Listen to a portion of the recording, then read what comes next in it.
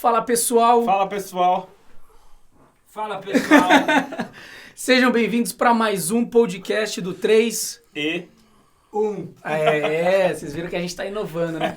Para quem ainda não conhece a gente, mesmo a gente sendo tão famosos no YouTube, no Spotify, nos jornais, Valor Econômico, 3 em 1 por todo lugar. Nós somos o 3 em 1, eu sou o Neto. Igor. Sou o Henrique. Ele que mexe na câmera enquanto a gente conversa, ele mesmo.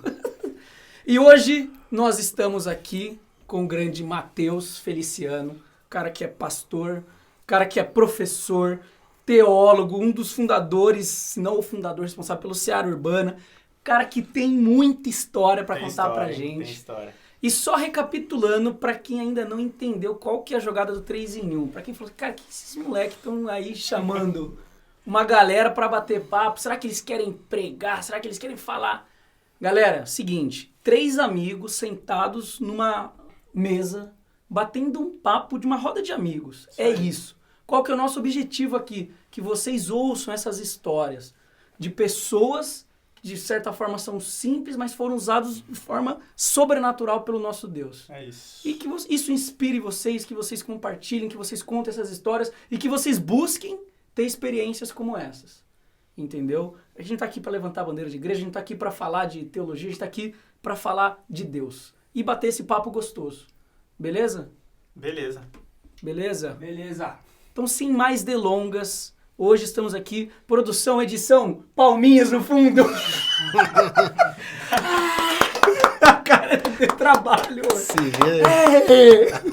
Estamos aqui com ele, Matheus. Meu querido, por favor, se apresente aí para quem ainda não te conhece. E seja bem-vindo, né? É, Exato. Eu sou o Matheus. Aê! Galera, quem gostou, curte, compartilha, é isso aí. Ative o sininho, se inscreva no canal. Ativa o sininho. Não deixa de escrever porque o conteúdo tá fantástico. O roteiro tá cheio. Bem, eu sou o Matheus Feliciano. Não tenho nada a ver com o deputado lá, né? É bom sempre deixar É bom, bem... sempre tem alguém que vai... sempre tem um espírito de porco, né? Sempre tem. Mas não tem, é só uma feliz e triste coincidência, mais nada.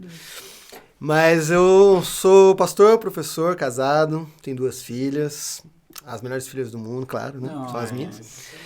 E trabalho com morador de rua há 15 anos, com a Seara Urbana, a ONG, né?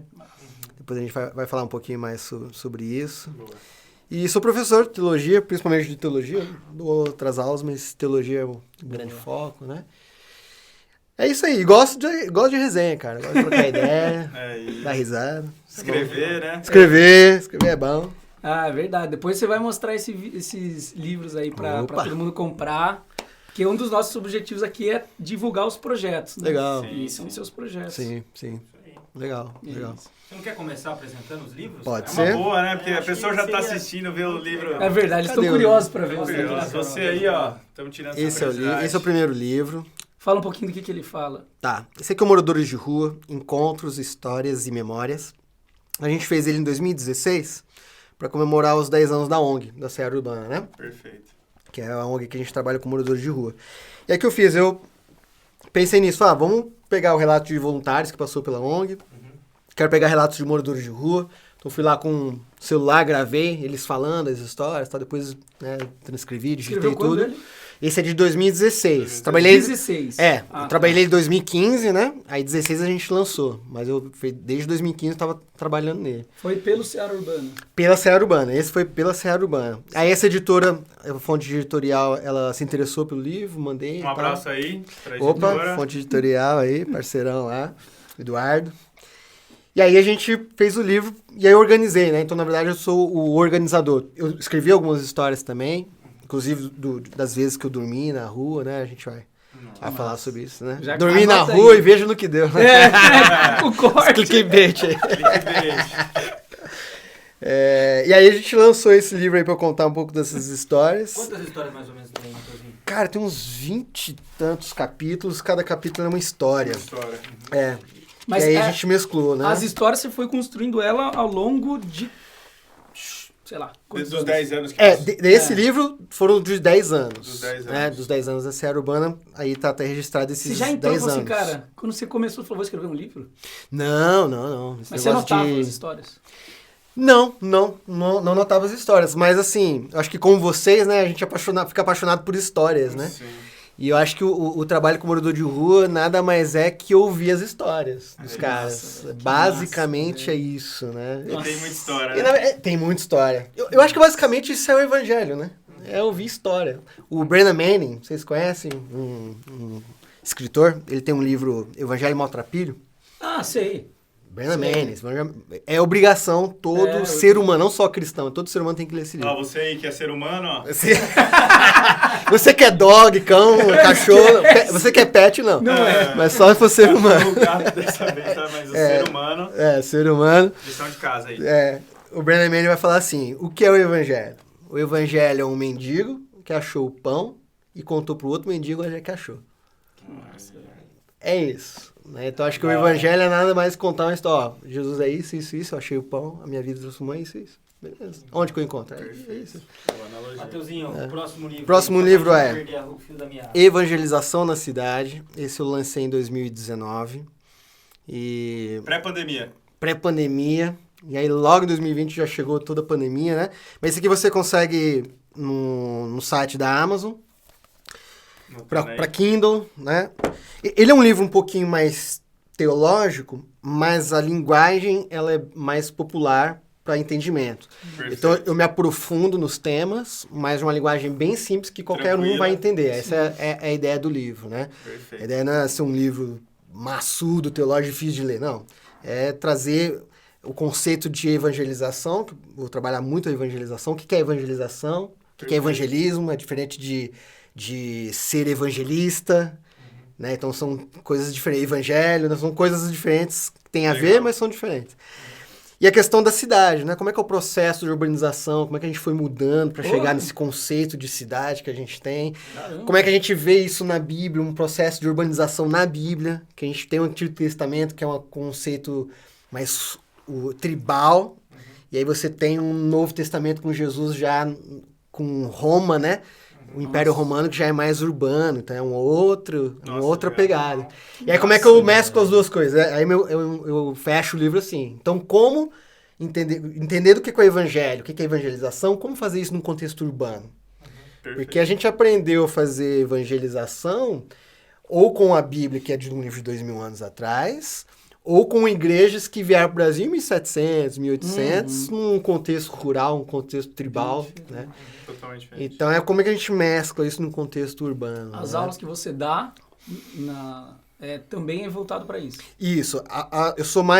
Eu fiz uma pós-graduação em exposição bíblica, mas a grande parte das palestras, os cursos que eu dou na área de eclesiologia, né, que é a história da igreja, não história da igreja, mas o que é a igreja, e missiologia, né, o que é missão. Então, são as áreas que eu mais me dedico, mais me debruço sobre isso. Tá? Sempre com um morador de rua. Nem sempre. Por exemplo, esse livro aqui, eu nem lembro se eu cito morador de rua, talvez até cite, mas ele é um livro um pouco mais conceitual, mas ele é um conceitual para a prática. Então, como que eu vivo isso no meu dia a dia, né? O que é o evangelho e como a gente vive isso no dia a dia do evangelho, né? Não, E esse ele seu é um conceitual. contato, né, do Seara Urbana, que você falou 15 anos atrás, questão de morador de rua, começou com Seara Urbana ou antes mesmo você já...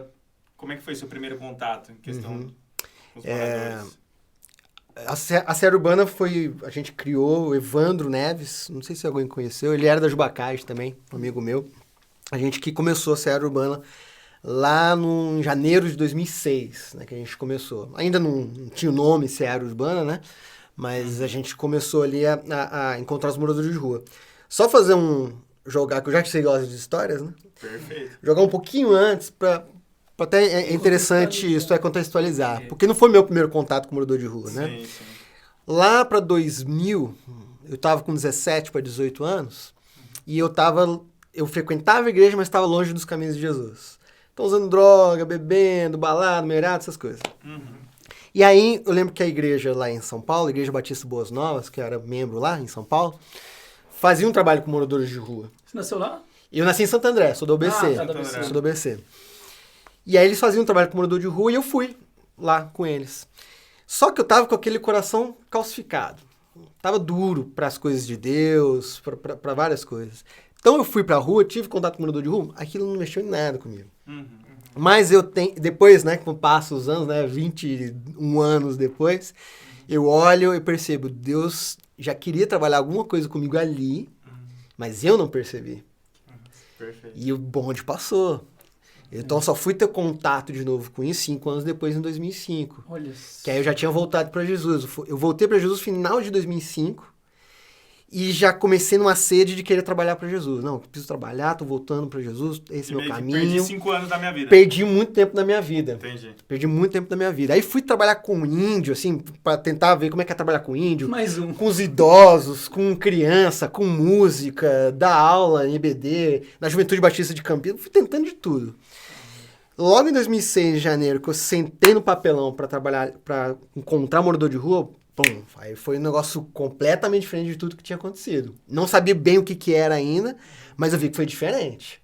E foi totalmente diferente do que aconteceu lá atrás, em 2000. E quando você fala diferente, você sentiu alguma coisa? Como é que é essa diferença, assim? Cara, foi muito louco, assim. É difícil de escrever com palavras, porque é muito sentimento e muito cabeça, muito coisas juntas, assim, né? Porque, vocês assistiram Stranger Things? Sim. É um upside down, cara, a rua. É. É um mundo invertido a rua, assim. Porque Perfeito. você tá de pé, e aí quando você senta no papelão, você enxerga o mundo de outra maneira. Nossa. Então você começa a enxergar o mundo pelos olhos do morador de rua. Naquele olhar ali, sabe? Legal. Então é muito louco, porque a experiência que eu tive lá em 2000 era pegar a roupa e dar pros caras. Ah, toma roupa. Vocês gostam de história? Tem uma história engraçada com isso aí. Um amigo meu, a gente tava lá zoando, era um amigo meu que a gente, né, de balada, de bagunça. E aí, a gente tava distribuindo as roupas, não sei o que, eu peguei um jaco assim e falei, mano, acho que eu conheci jaco. Aí meu amigo olhou, mano, meu jaco. Aí eu falei, mas cara, o que ele tá fazendo aqui? Não sei, o morador de rua, gostei desse jaco, o morador de rua pegou. Nossa. Eu falei, mano, como assim esse jaco? O que esse jaco tá fazendo aí? Mano, eu esqueci esse jaco lá na igreja. Nossa, Num domingo eu fui pro culto. Os caras pegou e jogou pros quadros do morador de rua. Encontrou a agasalho dele. Aí chegou pro cara, ficou bom o jaco? Ficou. Então aproveita que ele é bom mesmo. Fica a dica aí, não? Não deixa roupa na igreja que os caras vão levar morador de rua. Da hora. E assim, cara, então quando eu sentei ali, foi um mundo novo que se abriu, assim, né? Então eu foi, assim, quase como uma droga que você queria experimentar de novo aquilo. Entendi. Então eu experimentei aquilo, cara, eu nunca tinha sentado num papelão com o morador de rua. E o morador de rua faz parte do nosso cotidiano, né? De todo mundo que é urbano, todo mundo que mora em cidade, faz parte do nosso cotidiano, né? Mas sentar no papelão e trocar ideia com um cara de igual para igual não faz parte do nosso cotidiano. Quantos anos? Isso foi em 2006, eu tinha 24, Entendi. 23 ou 24 anos, né? Então foi uma experiência diferente que ali eu ainda não sabia explicar o que estava acontecendo. Entendi. Matheusinho, acho que é da hora a gente entender isso, porque é uma dúvida que eu tenho bastante, acho que muita gente também está assistindo deve ter. Cara, você só foi descobrir porque você saiu de casa. Ah, sim. Eu acho muito... Você começou a falar isso, falou assim, né, acho que... eu senti isso daqui, deu uma adrenalina que eu queria ter de novo. E eu falei, cara, que legal isso, né? Eu também, enfim, tenho buscado isso. E eu acho que é muito legal você passar isso para quem tá assistindo. Cara, assim, tem um momento certo de você buscar, de você ter intimidade e tudo, mas também tem um momento que você vai falar assim, cara, peraí, né? Você só vai descobrir quando você sair de casa. Você foi descobrir, você falou, cara, eu tentei dar aula. Tentei, sei lá, fazer isso, fazer aquilo. E aí eu fui descobrir quando eu sentei a bunda no papelão. Sim. Né? Então acho que, se quiser falar um pouco sobre isso, de tipo, você que sentia essa obrigação? Alguém que te cobrava, falar, cara, Matheus, eu precisando da sua ajuda. Ou você falava, cara... Ou foi uma oportunidade mesmo. Tipo, Deus, vai me levando que eu quero ver qual que vai ser. Eu acho que tem isso primeiro da gente estar conectado com Deus, né? Estar conectado com Jesus. Então, acho que é a primeira coisa. Aí a segunda coisa é perceber o mundo ao seu redor, né? Perceber o que está acontecendo, porque eu entendo até, sou professor de teologia, né? Teologicamente, eu entendo que existe um conceito que chama missio Dei, que é missão de Deus, ou Deus em missão. Então, quem está em missão não é o discípulo de Jesus, não é a igreja. Quem está em missão é Deus. O Ariovaldo Ramos vai dizer num livro dele, Ação da Igreja na Cidade, ele vai falar o seguinte: antes de Deus dizer haja luz, ele disse haja cruz. Uhum. Então, antes de Deus criar todas as coisas, Jesus já existia, né? Porque é a Trindade, ele, o Pai, Filho e Espírito, que criou todas as coisas. Então, Jesus já estava em missão. Só muitos anos depois veio igreja, veio discípulo, veio ser humano. Então, Deus é um Deus que já está em missão. Ele já está fazendo alguma coisa. E se a gente estiver conectado com ele, a gente vai perceber o mundo ao nosso redor para entender aonde e o que ele está fazendo. Perfeito. Né? Então, quando a gente está conectado com isso, e foi o que eu estava tentando fazer, me conectar com Deus, em tentar fazer algumas coisas, né? E foi a fase que você falou que você voltou, né? Exatamente. E as coisas acontecem. Eu lembro do João Boca. Vocês conheceram o João Boca? O João Boca, ele trabalha com morador de rua, travesti e prostituta há mais de 30 anos. Nossa, massa. E o Boca é por causa de Boca do Lixo lá de São Paulo. João Boca. Ele trabalhava com Paulo Capelete, você já ouviu falar? Paulo Capelete, Macarrão. Também trabalha há quase 40 anos com isso, né? O Macarrão, ele leva os caras pra casa. Ele é casado, tem filhos, e ele leva pra casa. Ele Pessoal, acha as prostitutas... Quem conhece é que a gente realmente não é muito que eu sou do meio. nisso, que eu sou do meio, né? que não sou... exatamente. Não, que eu sou do meio. É que ele é meio conhecido em outros lugares. Imagina assim. os caras, como assim vocês não conhecem o Macarrão? O João Boca. A gente não... Eles tipo, nossa, quem são esses moleque, velho? Tem que chamar eles, inclusive. Esses caras são... É bom. Então, eu lembro do João Boca uma vez no Jubão, assim, no encontro de juventude batista. Ele falou assim, gente, antes de eu falar a próxima coisa, coloque a mão do irmão que tá do seu lado aí. É um negócio que no meio batista não é muito comum de acontecer. Aí todo mundo colocou a mão no outro assim. Então, o que eu vou falar é o seguinte. Deus está chamando você para trabalhar com os excluídos. Você se sentiu tocado? Agora você está tocado. Alguém tocou em você. Então não vem depois me dizer que você não foi tocado. Essa é boa. Essa é boa. Tá todo mundo tocado aqui. Alguém tocou em você. Então para com a desculpinha de falar, não fui tocado, então não vou fazer nada. A pessoa espera aquele toque, né? Que você tava falando, né?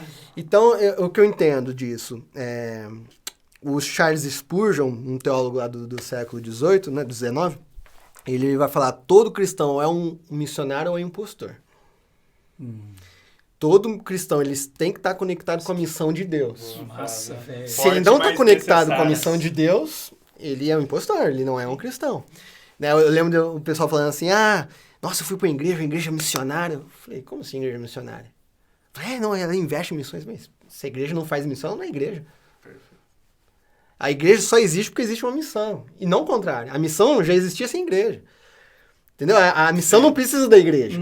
A missão de Deus no mundo, ela não precisa da igreja. Ela faz com que a igreja seja participante. E como é bom ser participante do que Deus está fazendo, essa missão, né?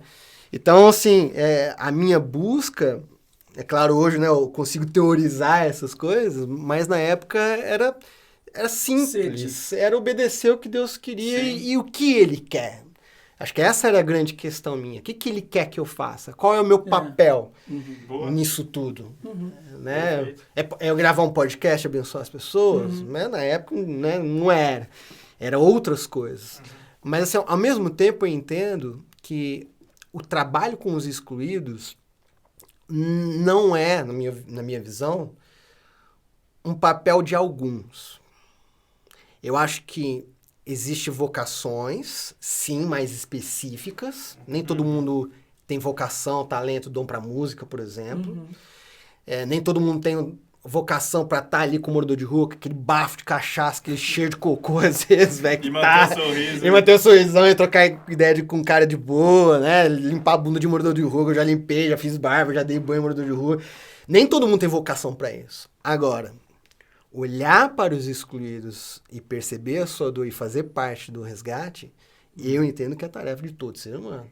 Perfeito. Biblicamente falando. Perfeito. Não é de alguns. Agora, como que eu vou ajudar isso? Eu tenho um podcast, vou chamar uns caras pra divulgar. Eu vou Eu tenho uma grana aqui, quero investir, ajudar uma ONG lá. Vou lá trombar o Robson lá que trabalha com morador de rua, ver o que ele precisa. Então, dá pra gente se envolver.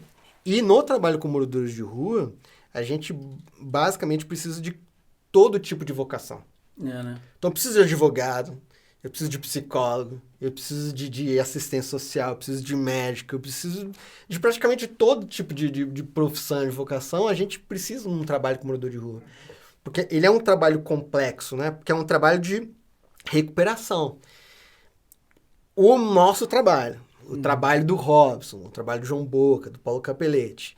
Infelizmente, grande parte dos trabalhos que a gente vê com moradores de rua, falando de realidade de Campinas, por exemplo, que eu conheço mais, a maior parte é um trabalho mais assistencial. Então, o que é o trabalho assistencial? É você supre uma necessidade urgente naquele momento. Basicamente, esse é o conceito de assistencialismo. Né? O assistencialismo... Você apaga fogo, na verdade. Assim, o assistencialismo ele é ruim em si mesmo? Não, ele não é ruim, ele é necessário. Desde que ele esteja dentro de um programa de recuperação. Perfeito. Sim. Porque é o famoso senão... dar o peixe e depois ensinar a pescar. Um pouco disso, sim. Primeiro você começa dando peixe para ele depois entender, aí você começa a ensinar, depois você deixa... Não só dar o peixe uma vez e... Exatamente. Né? Porque essa questão do assistencialismo com o morador de rua ela é importante porque o morador de rua, ele é muito complexo a situação do morador de rua. Porque quando você começa a encontrar esses caras e conversar com essas mulheres, esses homens, você vê que eles vieram de muitos lugares, assim. Não existe uma regra. Não, era gente pobre que não tinha casa e foi pra rua. Não é simples assim. Muitas vezes a gente acha que é isso, né? Quem não conhece a realidade acha que é isso. Mas eu conheci tenente-coronel que tava na rua. O cara mostrou a carteirinha lá. Eu conheci missionário da Junta de Missões Mundiais, que mostrou a carteirinha da Junta de Missões Mundiais. Era missionário da Junta. Droga. Problemas com família. Problemas com a igreja. Teve histórias. Morador de rua, eu conheci morador de rua. Aí falei com ele, aí vocês são de onde? O cara, morador de rua, perguntou pra mim, sou de uma igreja, assim, negócio de igreja meio assim, o que aconteceu? Eu frequentava a igreja que a minha mãe queria. Morava com a minha mãe, frequentava a igreja dela lá. E aí não gostava muito daquela igreja, o pastor menos ainda, aquele pastor era muito esquisito, não confiava nele, sei o que, tal. Comecei a ficar desconfiado nas coisas dele e tal. Aí um dia eu fui na igreja, minha mãe falou, tô indo embora. Eu falei, eu vou ficar. Porque tinha acabado o culto, eu vou ficar. Eu falei, tá bom, filho. E ele ficou pra ficar de olho no pastor, porque ele tava achando uns bagulho esquisito no pastor. Aí ele ficou lá, aí foi todo mundo embora, ficou um casal com um filho. Uma criança, sei lá, de 6, 7 anos. E aí, esse casal, né, o pai da criança, levou a criança até o gabinete do pastor, saíram os dois e deixou a criança lá com o pastor. E foram lá pra fora. Aí o cara, né, o morador de rua, ele não era morador de rua na época, né, ficou olhando aquela situação, falei, mano, tá esquisito isso aí, né? Vou entrar nesse gabinete. Meteu louco. O maluco deu a louca, entrou, o cara tava abusando sexualmente da criança. No gabinete da igreja. Ele falou que pegou uma cadeira, e foi a primeira coisa que eu vi na minha frente foi uma cadeira. E eu comecei a dar na cabeça do pastor. Eu só parei na hora que a cadeira quebrou, não tinha mais como bater nele. Nessa moleque já saiu correndo e foi pros pais, né? Falou que bateu, na hora que o pastor parou de se mexer. Ele pegou, foi pra casa, deitou. Passou 10 minutos, a polícia bateu lá. Falou, viemos atrás do cara, assim, você matou o pastor, não sei o quê, tá preso. Ele matou o pastor. Ele não sabia, né? Mas ele matou o pastor, cara. E aí eu trombei ele na rua e falei, Matheus, a partir desse dia eu nunca mais fui na igreja, cara. E eu nunca mais vou na igreja. Nunca mais vou pisar numa igreja. Fala de igreja, primeira coisa que ele já... Primeira coisa que ele associa a isso, cara. Ele vê um pastor abusando da criança e ele vê ele assassinando um pastor, né? E sendo preso por isso, né? Não que ele não deveria ser preso, né? Mas ele teve aquele senso de justiça que talvez muitos de nós teríamos se fosse o nosso filho, né? Sim. Mas, assim, é muito complexo a situação do morador de rua. Eles vêm de tudo quanto é lado. Eu lembro do morador de rua, eu trombei ele e tal. O morador de rua é muito Muito mentiroso, morador de rua, né? Grande parte mente pra sobreviver. Mente pra enganar, pra ver se consegue dinheiro, consegue alguma coisa. É isso, cara. Né? Você tá ali, tá nessa condição. E aí chegou o morador de rua e tal, trombava ele lá todo domingo, tá? A gente trocava ideia. Aí falava, sou um fotógrafo famoso, sei o quê. Morador de rua, menino bacana. Que eu falo não sei quantas línguas, não sei o quê. Tem blog meu da internet, não sei o quê. Matheus, nota aí meu blog aí. Tá, eu vou anotar aí. Não, nota aí, ó, pega uma caneta, pega um papel, a caneta, anota o meu blog aí. Tá bom, vou anotar, né? Anotei, meti no bolso, já quieto, né? Cheguei em casa, tomei um banho, tirei do bolso, vamos ver, né? Entrei. Curiosidade. Era verdade, mano. Louco, mano. O cara era fotógrafo internacional. Meu Deus! Tinha foto dele com a Marina Silva, foto com ele trabalhou com o Chico Mendes lá na floresta na Amazônia, no cuidado do meio ambiente, então ele tirava fotos do cara. Foi pro Japão, como fotógrafo, morou 10 anos no Japão, aprendeu a falar inglês, francês, japonês. Ô, louco! Começou a usar droga, conheceu o crack, começou a usar o crack, foi pra rua com 50 anos de idade, ele já não era mais um garoto, né? 50 anos ele foi pra rua, né? Que não é muito comum, né? Uma faixa etária ali dos 35, 40, vocês estão chegando lá. Daqui a pouco vocês estão nessa idade. Eu cuido de vocês, quando vocês forem eu vou estar lá pra ajudar vocês. Mas aí eu falei, cara, será que é verdade isso tudo, né? Aí tinha uma amiga minha lá, que era voluntária na Seara, ela morou no Japão. Falei, ele falou que fala japonês com ele lá. Falei, boa. Ela foi lá, começou, o cara desenrolou japonês com a menina, velho. Aí ela voltou, mano, ele fala japonês. Aí trombei a Kelly Mello, que era do Cambuí, Batista do Cambuí, amiga nossa também, voluntária. Ela falava francês, que ela foi fazer vários trabalhos no Haiti, não sei o quê. Eu falei, Kelly, vai falar francês, porque ele falou que fala francês. Tá bom, vou lá. Matheus, ele desenrola, ele fala francês. Meu Deus. Fala melhor que eu. Aí eu falei com a minha esposa, que ela é fluente em inglês, que ela trabalha, né? Ela tem que usar inglês. Amor, fala com ele lá. Ele fala inglês normal, assim, é bom em inglês. Então, assim, você, enquanto morador de rua, eles vêm de tudo quanto é lado. Acho que uma das maiores lições que eu aprendi foi, se eu, Matheus, não cuidar da minha vida, eu posso um dia ser morador de rua. Sem sombra de dúvida. Caramba. Sem sombra de dúvida. Qualquer um de nós aqui. Olha isso. E aproveitando a pergunta desse cara aí. O cara tem um currículo top, né? Fala um monte de línguas e dava pra ele, né, se arranjar em qualquer emprego aí, né? Que, com certeza. Intérprete. Você acha que, tipo, é o crack ainda que segura ele de, tipo, querer sair disso? Você acha que o cara gosta de estar nesse meio que ele tá? É complexo também. Tá. Tem várias coisas que pode segurar um morador de rua na rua, né? Tem questão espiritual, a gente não pode negar. Né? Tem questões espirituais, sim. Histórias. Eu lembro de um caso que vocês gostam? Nossa, quer história? Então toma. Tipo, ele tá falando então história. Tá quase dormindo. Morador de rua, tá bom. Não, a história. Esse foi um pastor que contou pra mim isso aí também, pastor sério e tal. Pastor Batistão, né?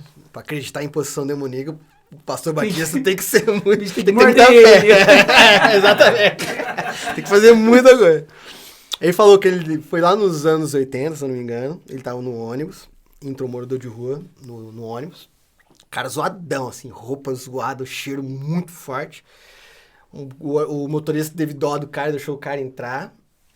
Cabeludão, barbão, um tipo de morador de rua que hoje em dia tá difícil de ver, inclusive, né? O cara bem zoadão mesmo. Sim. Hoje em dia... Raiz, né? Aquele Raizão, nós Nutella agora. Morador de rua raiz mesmo. Barbão, porra! Tem uns moradores de rua gordo, cara, na rua. Como é que você tem morador de rua gordo? Não passa fome. Pedir comida pra ele. Velho! Eu falo com os caras, mano, vocês estão melhor que eu. Vocês ganham tênis e roupa toda semana. Essa roupa aqui eu tenho, sei lá, 5, 6, 7, 10 anos. Eu tenho uma camisa que eu ganhei na Inglaterra, tem 24 anos aquela camisa, velho.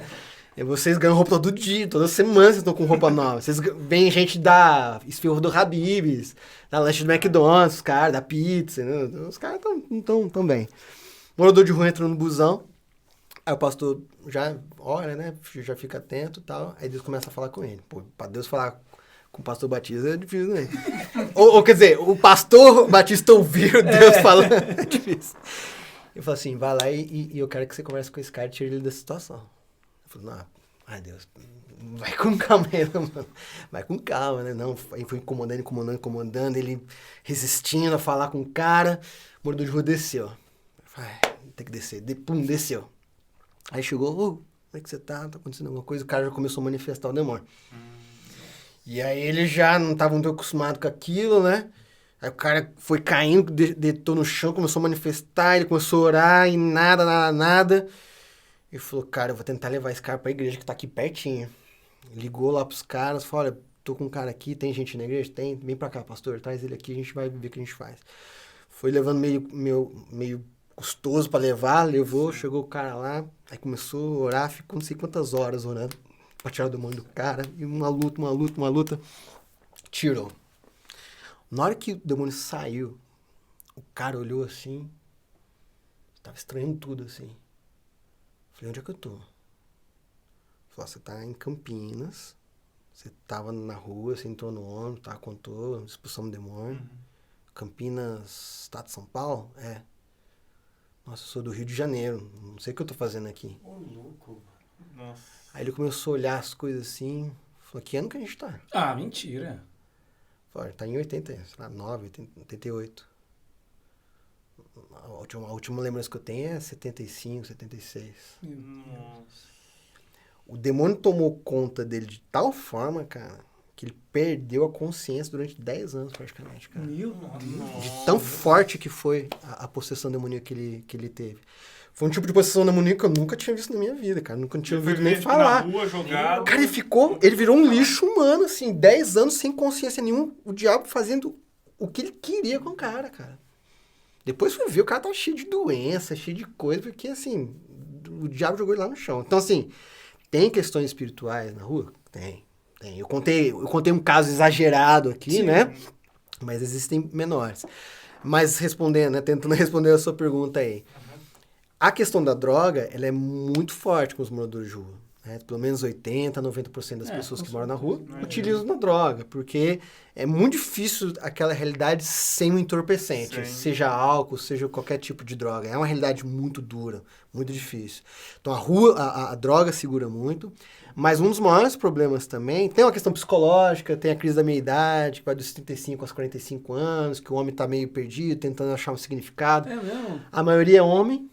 Você pode ver, a maior verdade. parte dos moradores são homens da faixa dos 35 aos 45 anos. Você pega a estatística, e não só no Brasil. Eu fui para Nova York em 2012 falar da Seara Urbana lá. E aí eu fui numa igreja, falei da Seara Urbana, nosso trabalho e tal. Aí o cara falou, olha, perto da Quinta Avenida tem um trabalho com morador de rua lá. Você quer conhecer? Eu falei, opa, claro, tô aqui, vamos lá. Fui lá, entrei lá, aí tinha uma placa, assim... helping homeless since, ajudando morador de rua desde 1890 e alguma coisa. Nossa. Falei, caramba, mais de 100 anos os caras estão ajudando morador de rua. Primeiro que a realidade, morador de rua é um negócio antigo, né, não é de hoje. E outra que eu fui começar a trocar ideia com os moradores de rua, primeira coisa antes disso, foi olhar pros caras e ver assim, na época tava com um All-Star, meu tênis, All-Star, e eu olhei o pé dos caras, Nike Shox. Estados Unidos na época, né, pião, esquece. Tirei meu celular Samsung, não tinha nem internet, 2012, não tinha nem internet, nada. Os caras tudo de iPhone. Ah lá. Então é um morador de rua de Nova York, é outra coisa. Mas eu fui conversar com os caras, e o que fez eles estarem naquela situação era praticamente os mesmos problemas do Brasil. Os mesmos. Briga com família, com esposa, com os filhos, com igreja, com a sociedade, um trabalho, droga, bebida. Cara, os mesmos problemas. Então, assim, essa questão... Faixa etária, né, e a faixa etária, a maioria era homem. Então, você vê que é um fenômeno urbano, não é só cultural. Ele não está preso só numa cultura. Ele é um fenômeno urbano, humano. Porque aí você vai começar a olhar para a Bíblia e aí você percebe isso. Aí vale se aprofundar teologicamente para entender. Então, por exemplo, pessoa doente no mundo judeu, hebreu. Uma pessoa doente não pode ir para o templo, não pode trabalhar, não pode morar com a família. Ele é impuro. Ele vai para uma outra cidade, que é perto ali, E o sacerdote é responsável, inclusive, para verificar se ele ainda está doente. Se ele está curado, né? Ele volta para a sociedade. O que foi acontecendo? Essas pessoas foram ficando abandonadas, os sacerdotes não estavam cuidando, as pessoas, os judeus não estavam cuidando, e aí essas pessoas estavam morrendo lá nessas cidades, morrendo de fome, morrendo de doença, e aí elas começam a vir para a cidade para pedir dinheiro. É exatamente quando Jesus está fazendo o ministério dele com 30 anos. É nesse período que isso começa a acontecer. Cara, que massa Quando isso. você vai pra Bíblia, é isso o tempo inteiro. É gente doente na rua o tempo inteiro. Mas você acaba Malaquias, não tá acontecendo isso? Porque você tem, né, 400 anos, né, entre Malaquias e Mateus, né? E aí você vai ver que eram moradores de rua. Eles não tinham casa, não tinham onde ficar, estavam necessidades de comida, de cuidado médico, de tudo que o morador de rua hoje tem as suas necessidades. É o mesmo perfil, cara. E as pessoas não ajudavam. Caraca, não recuperavam essas pessoas. Quem recuperava? Quem começou foi Jesus. Sim. Ele foi a primeira ONG para morador de rua do mundo. Foi Jesus, né? E aí, tentando responder o Henrique ainda, tá difícil responder isso aí. Mas é complexo. Tô chegando lá. Vou chegar em alguma coisa nisso aí. Vamos ver se vai dar alguma coisa. Depois a gente faz perto, já tá bom. Já tá bom. Responder.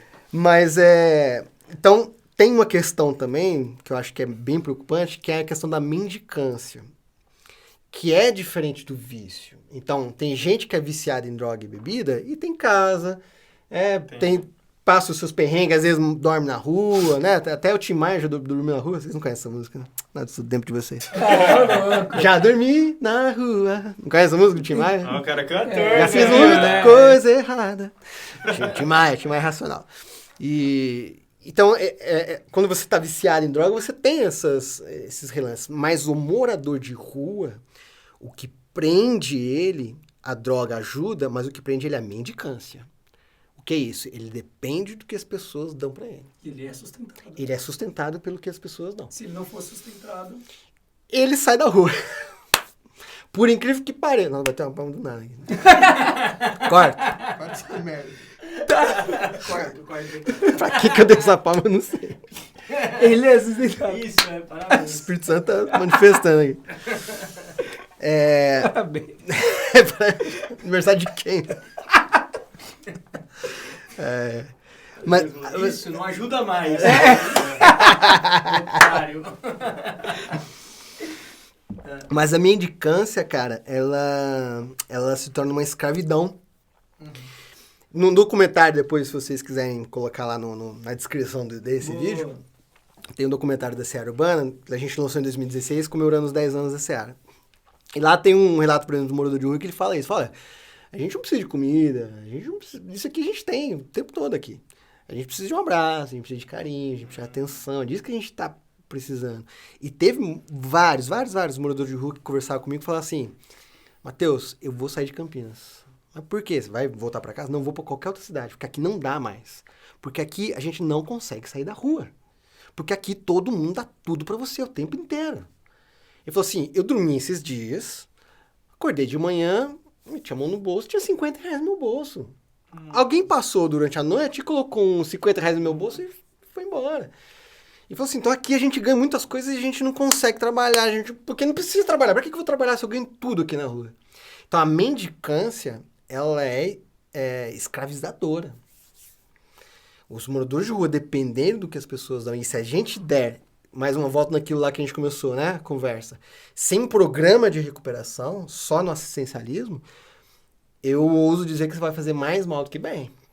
Isso daí é uma coisa que acho que todo mundo que já teve essa compaixão, né, que tá andando e sente essa vontade de ajudar. Sim. E muitas vezes eu confesso também, né, muitas vezes, pô, o que será que é o certo mesmo? Uhum. O que você recomendaria? Para alguém que de fato queira ajudar. Uhum. Seja naquele momento ou depois.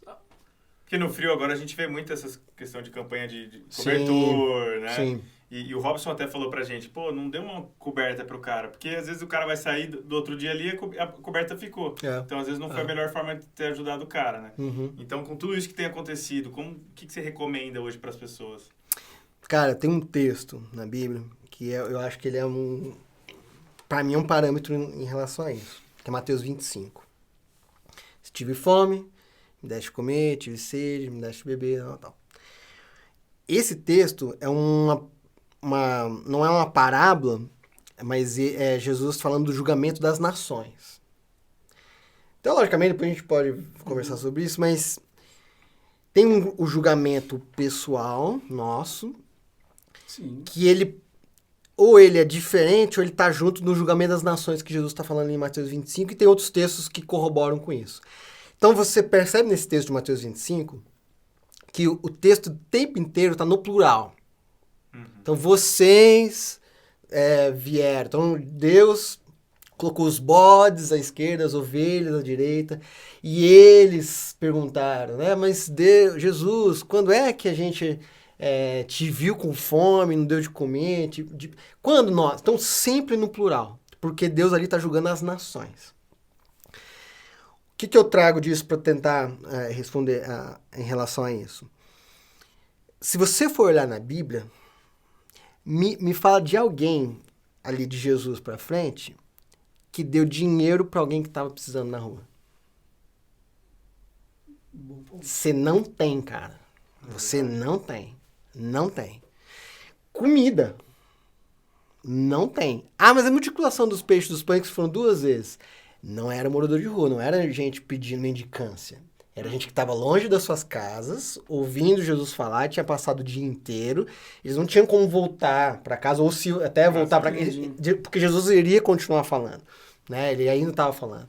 Então ali não é um caso de mendicância, que era alguém pedindo comida. As pessoas tinham que comer, mas lá na casa delas. Ali... Mas de prover um... né? Igual a gente aqui, né? A gente foi comer uma pizza antes, né? Porque vocês não deram pizza bem porque eu sou um mendigo, tô precisando de comida, né? Graças a Deus, não.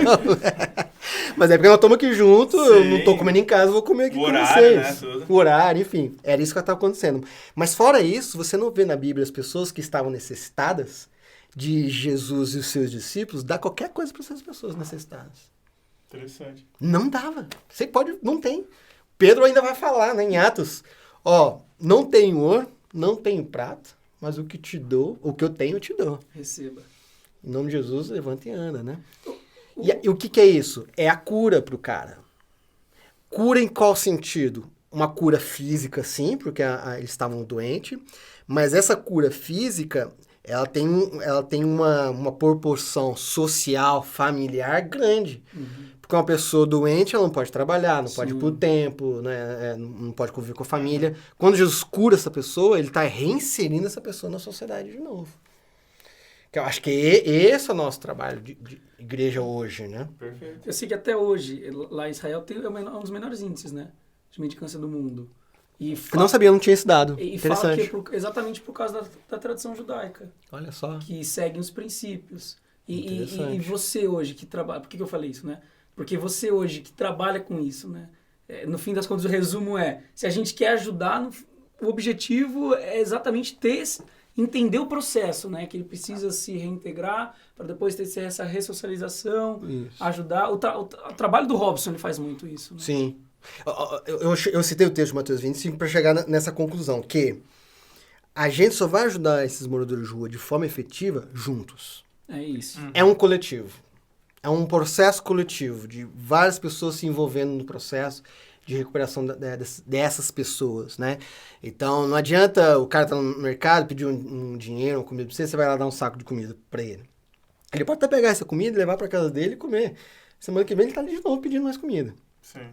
Então, coletivamente, a gente precisa entender quais são os processos, entender quais são as pessoas que podem ajudar esse morador de rua. Entendeu? Ou como eu posso ajudar de maneira efetiva esse morador de rua sem ser o saco de arroz. Esse saco de arroz eu não posso dar pro Robson e ele vai direcionar para esse cara e eu levo esse cara pro Robson, eu trago o Robson até esse cara, ou peço uma orientação. É organizado, exato. E na seara urbana, o que vocês faziam nesse sentido? Como a gente conversou um pouquinho off, né, antes da gente começar, a gente tá nessa pausa por causa da pandemia, né, desde março de 2020 a gente deu uma pausa, estamos ajudando de forma periférica, com doação, dando inclusive entrevista, várias pessoas estão querendo saber como é que eu trabalho, enfim, né, e como morador de rua, junto com ele a gente não tá fazendo. Mas o nosso trabalho de Serra Urbana, a gente acabou se especializando nesses 15 anos na triagem que a gente chama. Que é isso?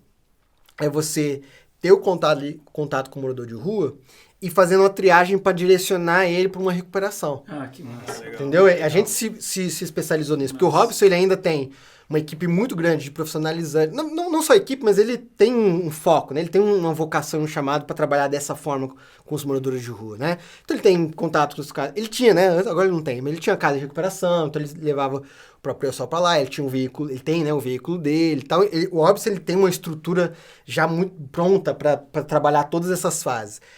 Nós, na Serra Urbana, nos especializamos mais na triagem. Então, é contato tete a tete com o morador de rua e entender, cara, você tá precisando voltar para sua casa? Então, não vamos ligar para lá, conversar com alguém de lá e ver se eles querem te E aceitar. para isso é necessário escutar muito ele, né? Exatamente. A história Até inteira. para até saber em que ponto ele não tá tão confiável e também não mandar um problema lá para casa Verdade. da pessoa. Verdade. Né? Olha o que já aconteceu uma vez, cara, histórias. Acorda, pessoal, acorda aí. Tava na faculdade teológica, era aluno lá, né? Era seminarista lá na faculdade teológica, fazia teologia. Aí eu tava no meio da aula, a secretária abriu a porta. Com licença, professor, posso falar com o Matheus? Eu falei, ixi, tô devendo, Tô devendo, valeu. Aí ele falou, vem cá, Matheus, aí eu saí e tal. Tem morador de rua aí na porta, você pode ajudar a gente? Eu já trabalho com morador de rua, né? Me chamaram pra lá. Aí fui conversar. Um rapazinho de 17, 18 anos, moleque novinho. Aí conversar com ele, queria um dinheiro pra voltar pra casa, não sei o quê. Uma conversa bem típica de morador de rua, né? Padrão. Eu falei assim, você tem telefone na sua casa? Eu falei, eu tenho. Eu vou ligar pra lá e se você quiser, eu te coloco no busão e eu te mando de volta pra casa. Ah, demorou. Aí eu senti uma sinceridade, porque às vezes os moradores jogam, né, esses caô, tá ligado? Tem como pagar uma passagem pra mim? Por que você perguntou se eu tenho telefone de casa? Por quê? Que aí eu ligo, e eu liguei, fui lá na secretaria, peguei, qual o telefone? É esse aqui, ó, beleza? Quem que é? Sua mãe? Como é que ela chama? Tá. Fui lá na secretaria e falei, ó, entra aí, quer comer alguma coisa na cantina, não sei o que e tal. Liguei. Falei, oi, tudo bom? Olha, eu sou o Matheus Feliciano, tô aqui em Campinas, eu tô com o seu filho, o nome dele é tal, ele tem tanta idade, ele é assim, é meu filho. Ele tá querendo voltar pra casa, você quer receber ele de volta aí? Você quer que eu mando? Eu falei, não, quero mais ver meu filho. A mãe, cara, um moleque de 17, 18 anos. Nossa. Eu não quero, porque ele roubou todas as coisas aqui de casa, trouxe criminoso pra dentro da minha casa, colocou minha vida... Cara, acabou. Eu nem julgo a mãe no sentido assim, nossa, que mãe desnaturada, cara. O que ela deve ter passado lá, só né? Ela sabe, cara. Só ela sabe, cara. Então não tem como pegar o morador de rua. Pra onde você quer ir? Quero ir pra, não sei, pra casa do meu... Então beleza, coloca no busão e manda. Não pode, cara. Isso, cara. Eu nunca faz o contato, vê se realmente quer. Como já aconteceu várias vezes, de ligar. Cara, eu tô procurando meu filho, não sei quanto tempo. Pelo amor de Deus, traz meu filho aqui. A gente meteu no carro, saímos 2 horas da madrugada, a gente tava na rua, pegamos o carro e levamos o carro pra casa. Então aí dá pra ver muita diferença. Só numa ligação, ele já descobriu que não era pro cara ter voltado, e às vezes a gente vai lá e dá o dinheiro pro cara voltar. Não, muitas vezes. Isso se ele voltar, né? Muitas vezes ele recebe o dinheiro, ele já sabe que não vai ser bem-vindo em casa. Provavelmente o dinheiro nem vai ser pra isso, muitas né? vezes chega pra mim e fala, cara, precisando voltar pra minha cidade. Então, assim, aí casa de recuperação, então a gente tem contato com várias casas de recuperação, aí vai fazendo um acompanhamento, a triagem, vai vendo se ele tá precisando mesmo, se não tá. Ele precisa entender que ele tá precisando, porque às vezes o morador de rua não consegue identificar isso nele mesmo, né? Que ele tá numa fase que ele precisa. O Robson falou muito isso pra ele. Mas daí, por exemplo, vocês vão lá e cada um começa a trocar ideia com os moradores. Tipo, tem um padrão, vocês falam, vamos perguntar isso. Não necessariamente, a gente direciona, galera, a gente vai trocar ideia com eles, conhece o morador de rua, a gente vai conversar com eles, como se fosse qualquer conversa com qualquer pessoa. Então troca ideia com ele, se ele precisar de alguma coisa, se ele pedir alguma coisa de você, fale com os líderes, né? A gente tem uma liderança que vai junto com os grupos, né? E chama o líder, conversa com ele e tal, se ele quer, do que ele tá querendo, o que ele tá precisando, né? E nessa de a gente ir conversando, ele vai se abrindo, ele vai conhecendo você vai conhecendo ele, e você vai criando ali um laço com o morador de rua para entender qual é a direção que a gente pode dar para ele. Será que é de volta para casa? Será que é arrumar emprego? A gente arrumou emprego, morador de rua que a gente viu que ele não tinha vício, não tinha mais casa, né? Ou já, ele não queria voltar para casa. Vamos arrumar um emprego, cara. Conseguimos. Né? Conseguimos um emprego e tal. O cara voltou a trabalhar, recuperou a vida dele. Só que assim, a maioria tá viciada em droga e bebida. A maioria é casa de recuperação. A maioria tem que mudar para casa de recuperação. Só que até nesse processo a gente tem uma triagem para casa de recuperação. O cara que quer ser recuperado... Não manda direto. É isso. O Robson, ele manda, mas o Robson ele tem um outro tipo de processo, ele tem um outro tipo de estrutura que ajuda ele nesse processo, né? E outra, não estou dizendo que o que a gente faz está certo e os outros estão nos errados. Não é isso, né? Até esse Paulo Capelletti, né? Que uma vez eu fui lá para Santo André, ele tem um trabalho lá. Falei, Paulo, tô aqui em Santo André e tal, você tá aí? Vem cá, vem trocar ideia. Fiquei lá uns 10 minutos com ele, aí chegou um traveco lá e falou, Matheus, tem que ir embora. Me pegou o travesti, já foi ajudar ele lá, sei lá o que ele foi fazer. Mas 10 minutos que eu fiquei com ele, ele falou assim, Matheus, Seara Urbana não é a solução para Campinas. Como assim? Eu falei, não é. Porque vai ter gente que não vai gostar de você, vai ter gente que não vai gostar de outras pessoas que estão na Seara. Tem gente que vai se adequar ao processo que você tem dentro da Seara, porque tem vários tipos de processo para recuperar um morador de rua. Então, faça bem aquilo que você entende que tem que ser feito. Não como se você fosse o melhor do lugar, mas como você entende que é o melhor para ele, para aquele morador de rua. Então, isso lá, uns anos atrás, ele falou isso para mim, isso me ajudou muito a direcionar e a gente ser mais específico e acabar se especializando em algumas coisas. A gente tem um parceiro, por exemplo, que é a Missão Vida. Eles trabalham há 40 anos com morador de rua. É a primeira casa para morador de rua do Brasil. Referência na América Latina. Missão Vida.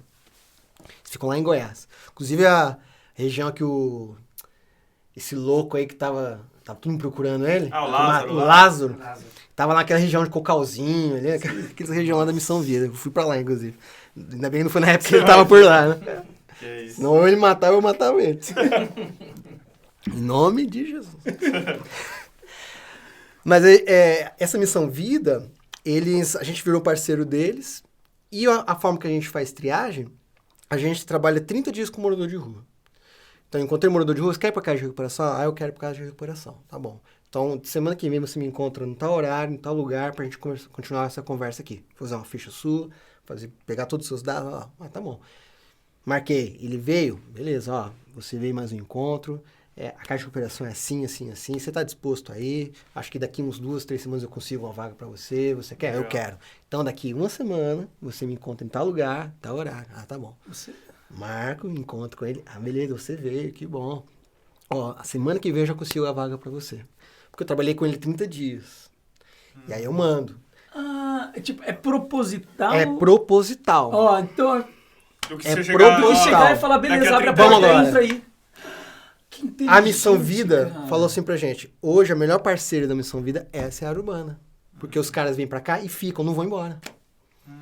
Porque nem triagem. Porque a maioria não passa por essa triagem.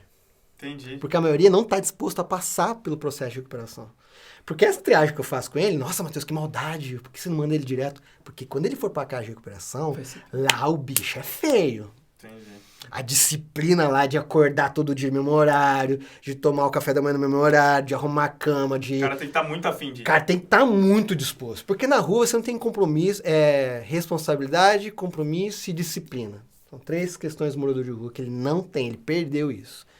Ele não declara imposto de renda, ele não tem conta para pagar, ele não tem horário para acordar, para dormir, para comer, ele não tem nada, ele perdeu tudo isso.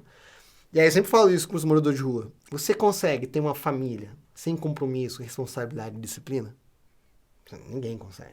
Você consegue ter uma vida com Deus sem compromisso, responsabilidade e disciplina? Você consegue ter um trabalho sem compromisso, responsabilidade? Você não consegue. São 3 questões que o morador de rua, ele perde com a vida na rua.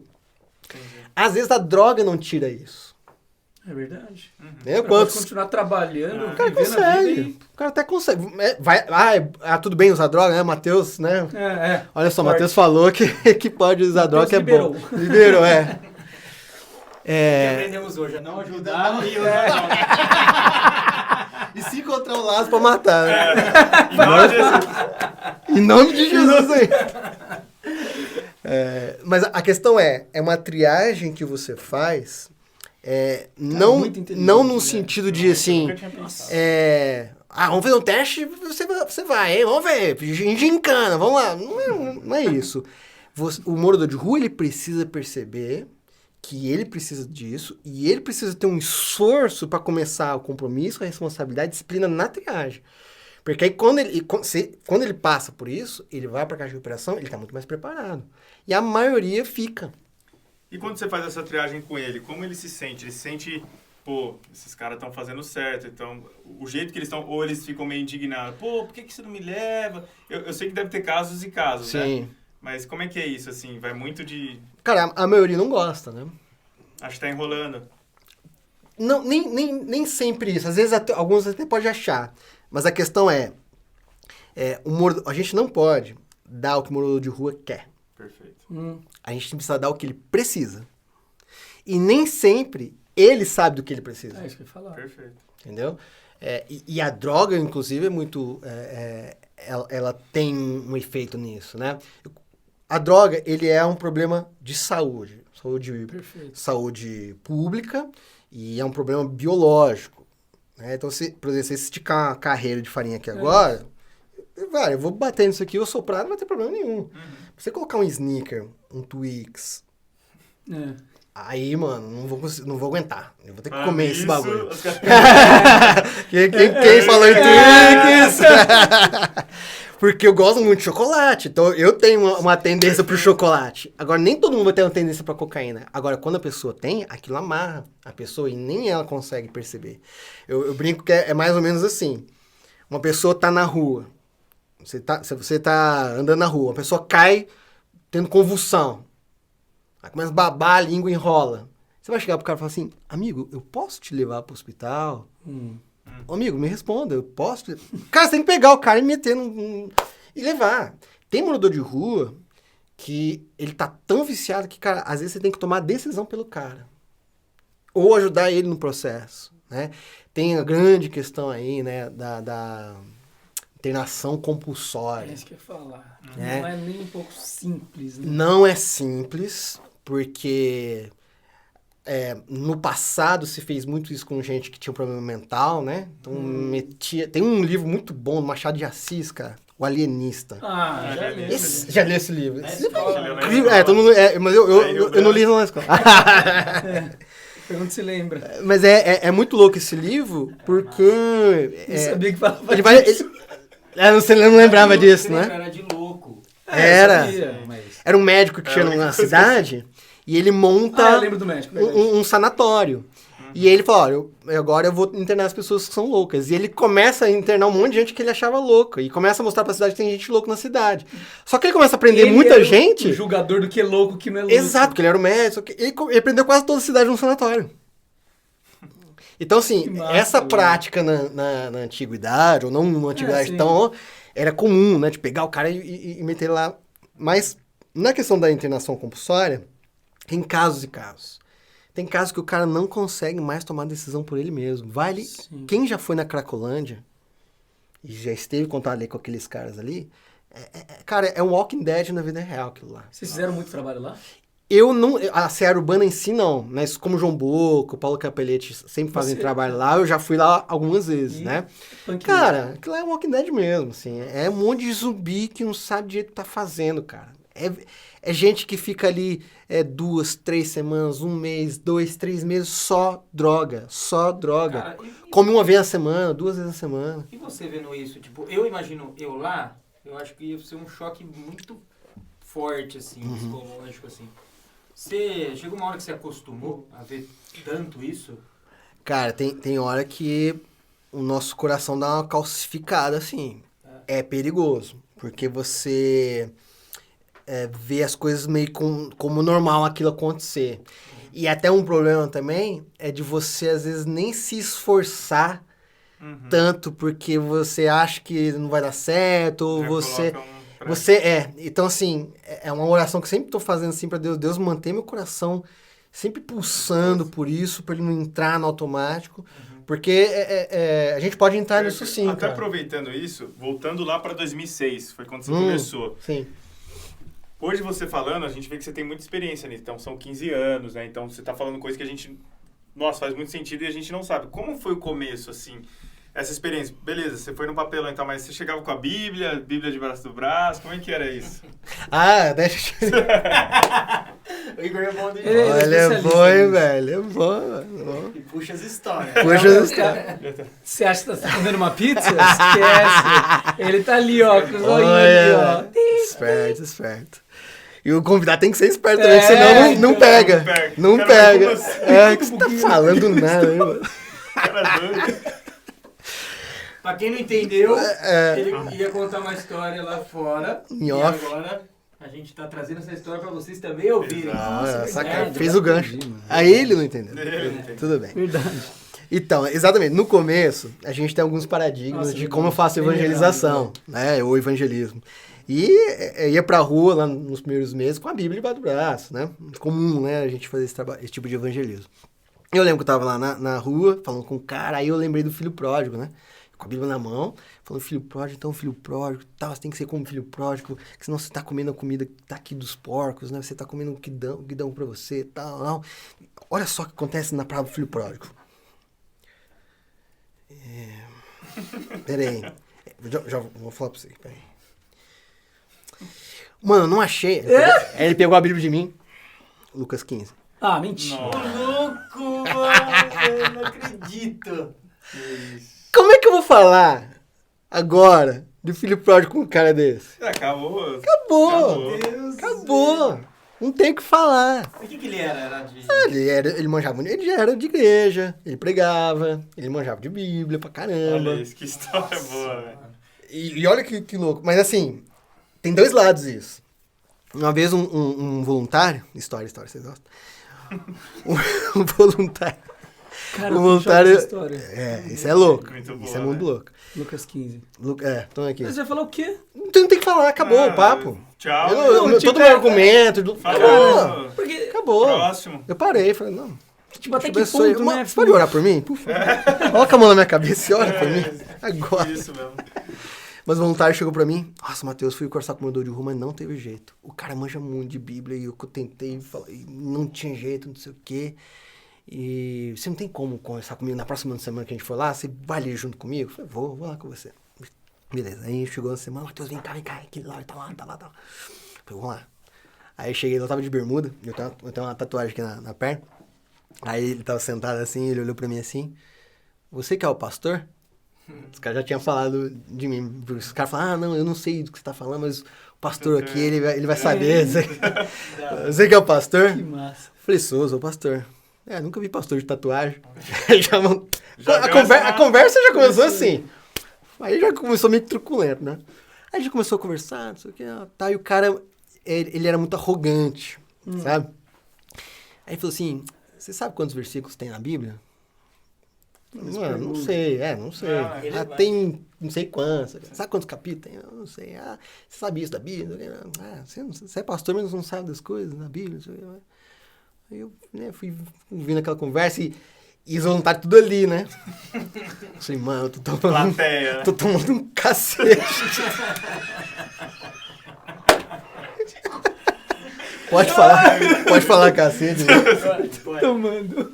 Não porque já... Uma palavra italiana. Não um pouquinho mais dessa vodka, Isaquinho. quer dizer, água, né? Valeu, Isaquinho. Passa a voz. Valeu. Traz a vodka ou a água. Os alunos olhando assim, ó. Tipo... Nossa, eu vou parar de seguir ele, vou seguir esse cara. Mestre. Todo mundo, Rabi. Aí o Espírito Santo deu um negócio em mim, cara. Comecei a bater nele. Quem bate em Lázaro, bate nesse cara, né? Aí eu falei, comecei a conversar com ele e tal. E aí eu tive compaixão do cara. Coisa que eu não tava tendo até então. Nossa, isso Porque ele entrou no embate comigo de querer me desafiar, só sabia da Bíblia, essas coisas. Eu não caí na dele, mas fiquei bravo, porque eu não tava ali pra isso, né? Eu fiquei chateado, por que o cara tá fazendo isso? Né? Mas o Espírito deu uma sacada, eu falei assim, cara, é tão bom saber tudo da Bíblia, é tão bom a gente saber cada vez mais, eu ensino isso aqui pros voluntários, saiba da Bíblia. Mas eu quero fazer uma pergunta pra você. Quanto da Bíblia que você sabe que você tá vivendo hoje? Caramba. Aí começou a chorar. Nossa. Quebrou, porque não fui eu. Aí o Espírito Santo me moveu a jogar uma pergunta pra ele. Eu falei, quanto que você tá vivendo de tudo que você sabe da Bíblia? Ele começou a chorar. Eu falei, não tô vivendo nada disso aqui. Eu sei muito da Bíblia, mas não estou vivendo, né? Então, aquilo foi importante, inclusive para os voluntários ali, para eles entenderem, cara, o saber da Bíblia, ele é muito importante. Mas não é isso, o saber, que vai te tirar da situação, né? Eu lembro que tinha um professor meu que a avó dele falava, ele falou isso, eu até notei numa Bíblia que eu tinha na época, ela falava assim para ele, você não precisa se preocupar com o que você não sabe da Bíblia. Você precisa se preocupar com o que você sabe e não vive. É isso que você precisa, essa é a preocupação. Nossa. Né? Aprendeu o que é amor ao próximo, então vamos viver o amor ao próximo. Eu entendi, né, que tem que cuidar dos excluídos. Então vamos cuidar dos excluídos. Né? Então, esses encontros assim, que a gente tem na rua, vai amadurecendo a gente também. Né? E aí é sempre esse olhar de compaixão, né? De ver além daquilo tudo que eles estão mostrando pra gente, né? Porque quando você começa a ter contato com o morador de rua, é muito legal que você vai conhecendo umas coisas, mas também tem um lado ruim que eles vão mostrando deles. Né? Da mentira, da falsidade, querer te enganar. Eu lembro que a gente trazia eles para um... Então, toda sexta a gente ia pra rua, trabalho de triagem, sexta madrugada, convidava eles para ir num trabalho de domingo. A Igreja Batista, sexta e domingo. Durante o ano inteiro, fizemos isso durante 5, 6 anos. Sexta, domingo. Parava 30 dias no ano. Era pegado, cara. Pegado pra caramba. Cria uma paixão também, né? Cria, cara. E cria, assim, né? Um contato direto ali, né?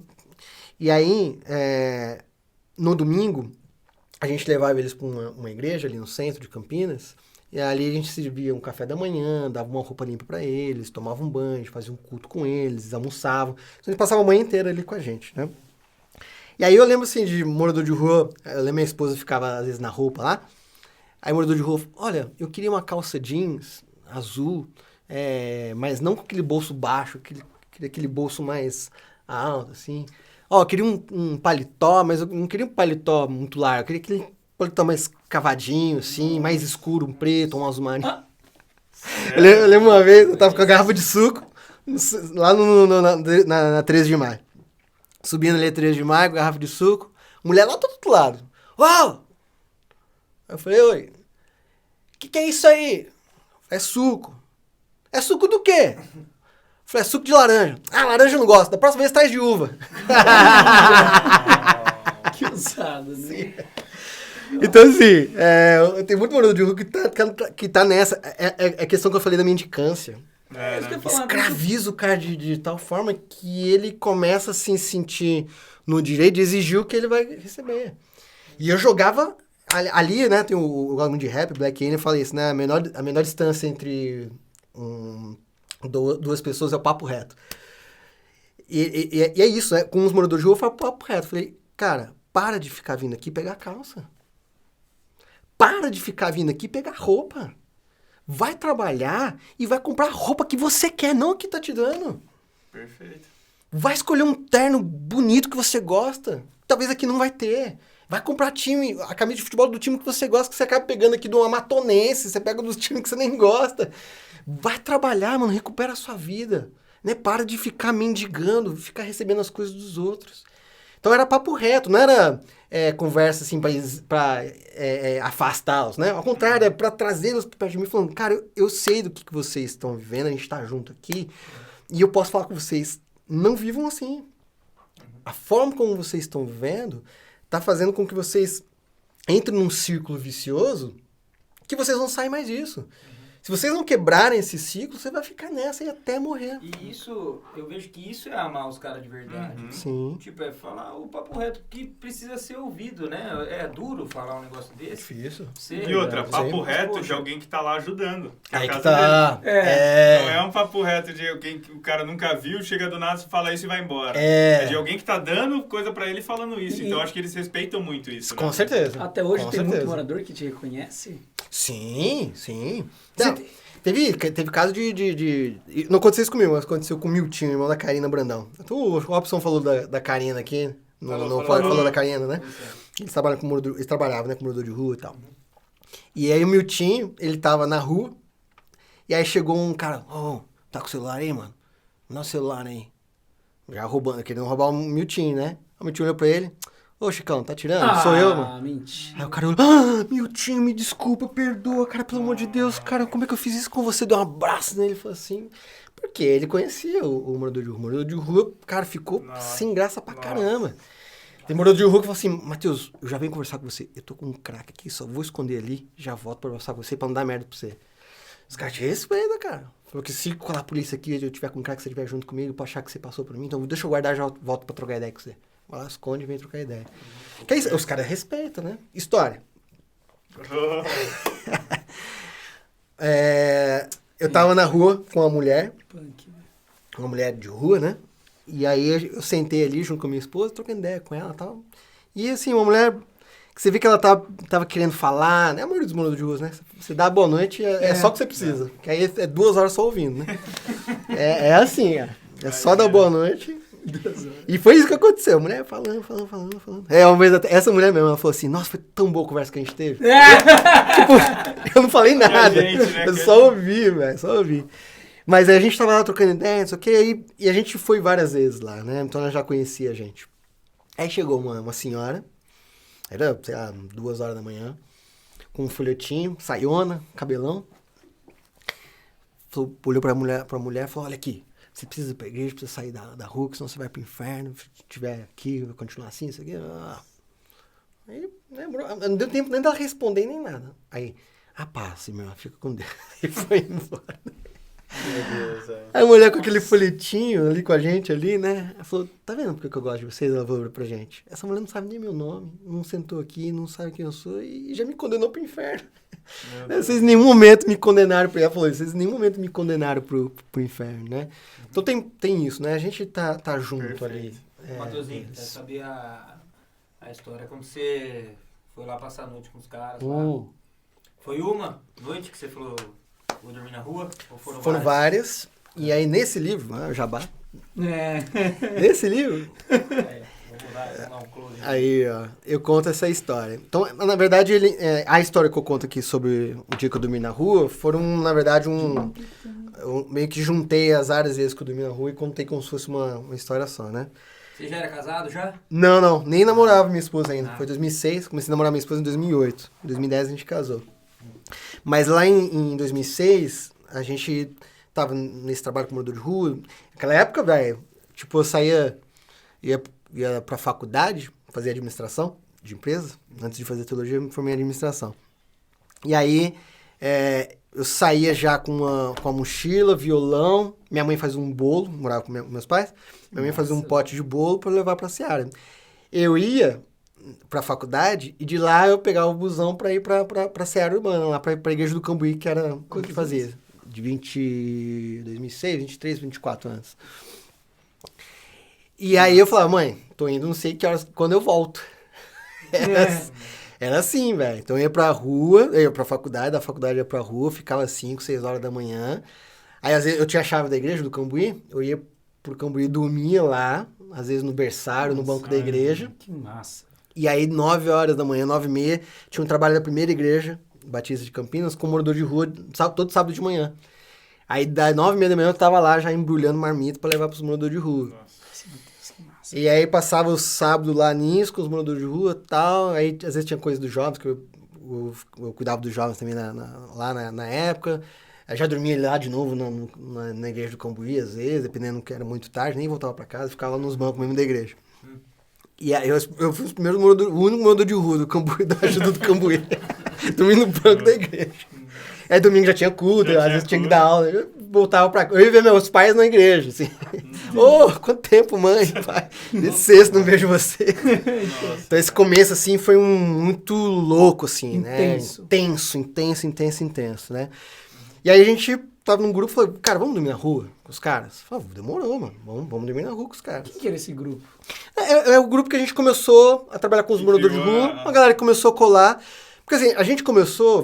Porque é muito bom ter pessoas no seu grupo assim. É isso. Porque é muito fácil você falar, vamos... Mano, peraí, né? E isso é muito... Isso foi muito legal. Falando, é sempre pessoas, né? É um coletivo, cara. Nunca tipo, eu fui lá e sozinho, e fiz isso sozinho, nunca... Já teve várias vezes que eu cheguei lá E não tinha ninguém comigo. Sim, de tipo, Porque era toda sexta-feira que a gente pessoal. fazia aí, como diz o Robson, ramelou na missão. Nossa, muito Ramelou na missão, né? Mas, por exemplo, teve uma vez que eu cheguei lá, aí esperando a galera vir, já era meia-noite, a gente encontrava toda sexta-feira às 11h, meia-noite a gente saía pra rua, né? Nossa. Porque a gente passava, depois todo mundo já passou, as outras igrejas, tal. Chega na sexta-feira à noite na rua, é galerão na rua, velho. Nossa, é muita gente na rua fazendo trabalho com morador de rua. Desde lá da época de 2006, hoje tá ainda mais, né? Então a gente passava meia-noite, que depois todo mundo passou. Porque a nossa ideia não era dar comida, né? Trocar ideia e tal. Que massa. E aí eu juntei todas as coisas e tal, e eu tava sem carro, eu ia de busão. Tinha violão, tinha bolo, eu falei, mano, não tem como levar isso aqui. Não tem como ir sozinho pra rua agora. Eu ia sozinho, dali do Cambuí até o centro lá, mas, mano, como é que eu vou levar tudo isso aqui? Aí comecei a orar, falei, meu Deus, será que eu vou voltar pra casa, né? Nossa, mano. Aí, né? Eu vou lá fora, Miltinho. Vamos aí, mano. Vamos aí. Carro. Tá, opa, Deus. Valeu, Deus. Nossa, Vambora, né? Eu tava indo embora pra casa, mas Deus falou, não, você não vai ramelar na missão, não, Os né? caras ramelaram, mas... Os outros ramelão, você não vai ramelar, não, né? Que massa. E vamos. Então, a gente tinha uma galera que era ponta firme. Como eu era o líder, então eu tava lá toda sexta-feira, às vezes a galera não ia e tal, mas no geral tinha um grupo bom. Aí a gente falou... a ideia de, vamos dormir na... Vamos dormir na rua, beleza. Aí que eu falei, cara, eu não vou comer essa noite, tipo, vou almoçar, não vou comer, porque eu vou atrás do meu rango, igual os caras vão.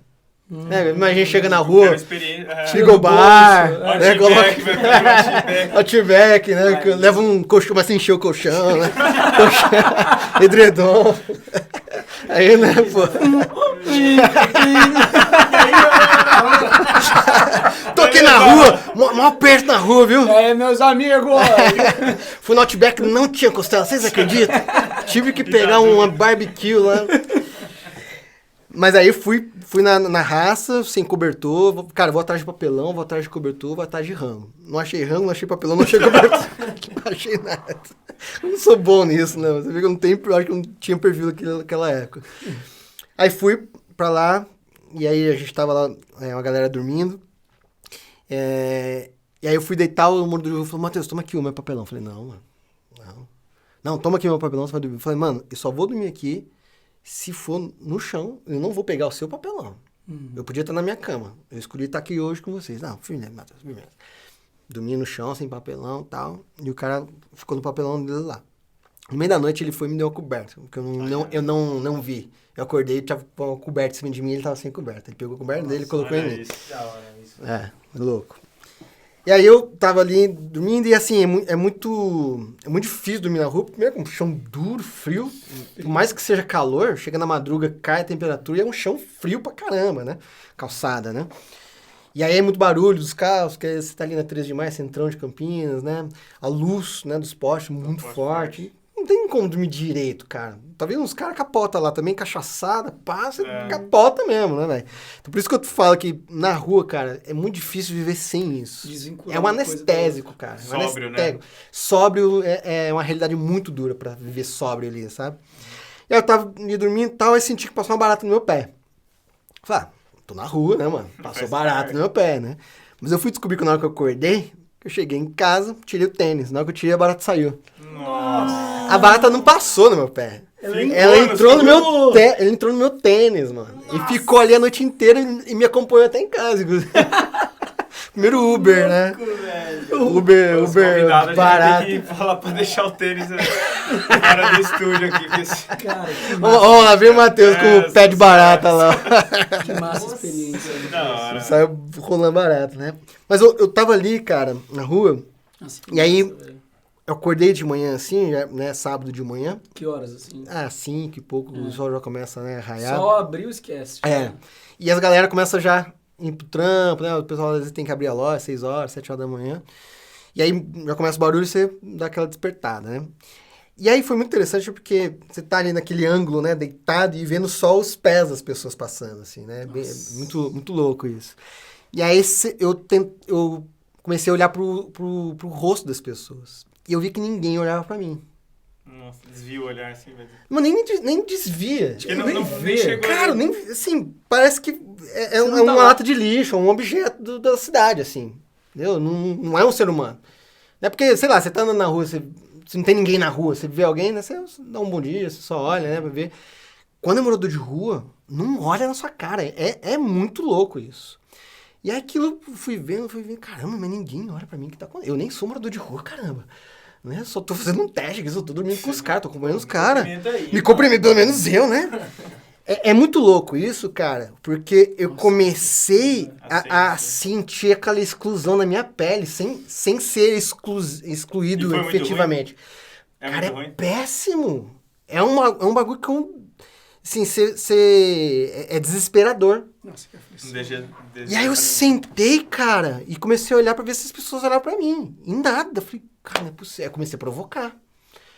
Aí as pessoas passavam e falavam assim, amigo, dá um abraço. Mentira, Matheus. Assim, dá um abraço. As pessoas tomavam um susto, uns achavam... Continua. Mas ninguém parava. Tomavam um susto, fingia que não era com ela, dava uma risada e saía. E passando, eu falei, cara, me dá um abraço. Aí, levantei e falei, cara, me dá um abraço. Eu comecei a olhar assim, ó, nas pessoas, assim, ó. Cara, me dá um abraço. E as pessoas assim, nada. Eu falei, Cara, que pesadelo, Cara, que- velho. cara, foi desesperador aquilo. Meu Desesperador. Deus. Imagina eu chego aqui, e aí, mano, ninguém fala comigo. Ô, vamos gravar? Não. Ninguém olha pra mim. Pega a pizza lá, todo mundo come a pizza. Ô, eu tô com fome também, pô. É desesperador, cara. E na sua cabeça, você ficou desesperado, mas sabendo que naquele mesmo dia você ia dormir na sua casa e ia voltar pra... Imagina... Mas isso sumiu na minha cabeça, E aí cara. você, na hora- Eu me você senti tá- excluído. E aí na hora você já pensou, Completamente cara, excluído. a vida do cara é isso. Não, mas na hora eu nem refleti neles. Eu fiquei olhando pra mim o tempo Entrou na todo. experiência total. Eu entrei e falei, cara, eu tô excluído, ninguém olha pra mim. Eu peço um abraço na cara da pessoa, a pessoa nem olha pra mim, não me dá um abraço. E aí foi muito louco isso, cara, porque um cara parou. E provavelmente pelo trejeito dele, parecia ser homossexual. Ai, eu vou dar um abraço. E foi muito louco, assim, porque na hora eu pensei, cara, a igreja mete o pau nesses caras. E o que deve ter passado de membro de igreja aqui, né? Eu lembrei da parábola do bom samaritano, né? O que passou de sacerdote, levita e foi passou longe de mim, mas um homossexual parou e falou assim, eu quero um abraço. E eu via que não era assim, que era um abraço de um homem, não tinha desejo, não tinha maldade nenhuma, não, nenhuma. A gente percebe, né? É óbvio, né? Não tinha maldade nenhuma. Ele me deu um abraço, cara. Me deu um abraço assim. Aí eu abracei com a vontade, porque eu tava implorando, cara, um abraço. Ninguém dava, cara.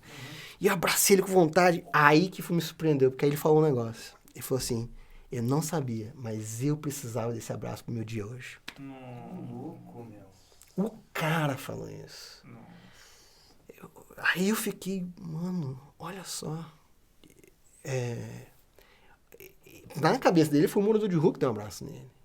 E ele conseguiu superar tantos obstáculos pra ele poder dar um abraço em mim, cara. Porque ele não tinha nenhuma intenção sexual comigo. Ele abraçou um cara que ele nunca viu. Ele abraçou um morador de rua que podia estar fedido, cheio de doença. Que às vezes a gente tem essa... Né? Sim, já. Que é uma proteção, inclusive, natural, que não é bom perder essa proteção, né? Mas ele quebrou tantos paradigmas e eu fiquei olhando pra minha vida e falei, quantos paradigmas a gente, como igreja, né? Porque a gente condena muito a homossexualidade, mas foi o único cara que parou e me deu um abraço, cara. Foi o bom samaritano, foi um homossexual. Não foi membro de igreja. Né? Olha, que louco. História. Aconteceu numa faculdade lá nos Estados Unidos, um seminário teológico, formando pastores. Uma mulher fez uma coordenadora da faculdade, chamou todos os alunos para a cantina, porque eles iam dar um recado lá. Chamou todo mundo foi para a cantina, e a sala deles ficava no final de um corredor lá fora. E esse corredor, ele já era meio que quase um lugar mais público, assim, as pessoas transitavam ali, né? Era meio que quase um portão, assim, que entrava e saía, né? E eles deixaram abertos os portões e chamou os alunos para a cantina e eles iam ter um trabalho para apresentar logo depois. Então eles falaram, gente, recado rapidinho, e aí vocês já vão para a classe que vocês vão apresentar o trabalho que vocês fizeram, né? Então tá bom, chamou todo mundo para cantina, e aí, Val, pode ir, gente, liberado, já deu um recado que a gente deu para vocês, formando pastores, né, seminaristas. E aí tinha um morador de rua naquele corredor, que já era ali na rua e tal. E aí os caras estavam passando, ele começou a pedir alguma coisa e tal. Os caras falaram, tô ocupado. Foi todo mundo. Aí chegou lá na classe. Gente, vamos apresentar o nosso trabalho, né? É o trabalho sobre o bom samaritano, né? Que vocês vão entregar hoje. Alguém aqui foi bom samaritano hoje? Não sei. Então, porque vocês viram o morador de rua ali no corredor? Então a gente colocou aquele cara lá pra fingir que era morador de rua. E eu fingi que tinha um recado pra dar pra vocês aqui na cantina. Mas o trabalho de vocês tinham que entregar era esse. Era cuidar daquele morador de rua que vocês não cuidaram. Tudo que vocês escreveram, vocês podem jogar fora, é 0 pra todo mundo. Nossa, muito bom. É a prática, né? Prática. É a prática, né? O trabalho sobre o bom samaritano tava pronto. Nossa, a gente não deve fazer isso, aquilo. Na hora que viu, o morador de rua era a oportunidade de ser o bom samaritano, né? Então é muito louco essas histórias que a gente vive na rua. Muita coisa louca aconteceu. Mateuzinho, acho que agora chega a parte que a gente começa a ficar... já tá rindo já. Acho que é o que a gente também gosta bastante, né? Acho que todo cara que trabalha com moradores de rua, principalmente do Robson, tudo, a gente sabe que vive uma realidade bem punk, que nem você falou. É escassez de tudo. Escassez de necessidade básica, física, espiritual. Então você deve ter visto várias histórias dessa forma. Se quiser contar alguma história que você viu, não só de o agir sobrenatural de Deus na sua vida, assim, na parte estranha, ruim, assim, que a gente vê do lado ruim, né, da escassez, mas também que você viu de pessoas que foram transformadas com o passar do tempo. Mas quanto mais sobrenatural, melhor. Ghostbusters aqui, né? No mínimo.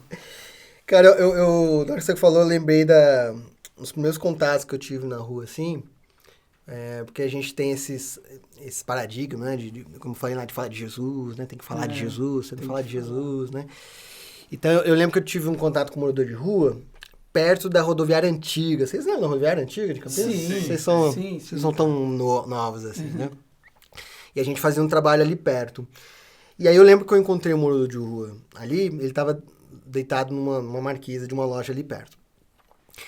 E aí eu cheguei sem comida, sem nada. Eram as primeiras semanas que a gente estava começando a fazer trabalho com morador de rua, a gente ainda estava aprendendo como é que fazia aquilo e tal, né? E com a Bíblia, aqueles esquemas, né? E eu falei com ele, cara, tal, Jesus, né, pode te ajudar, pode te abençoar, você precisa aceitar ele. Vomitar, né, tudo no cara e não tá disposto muito a ouvir, né? Vai ainda falar.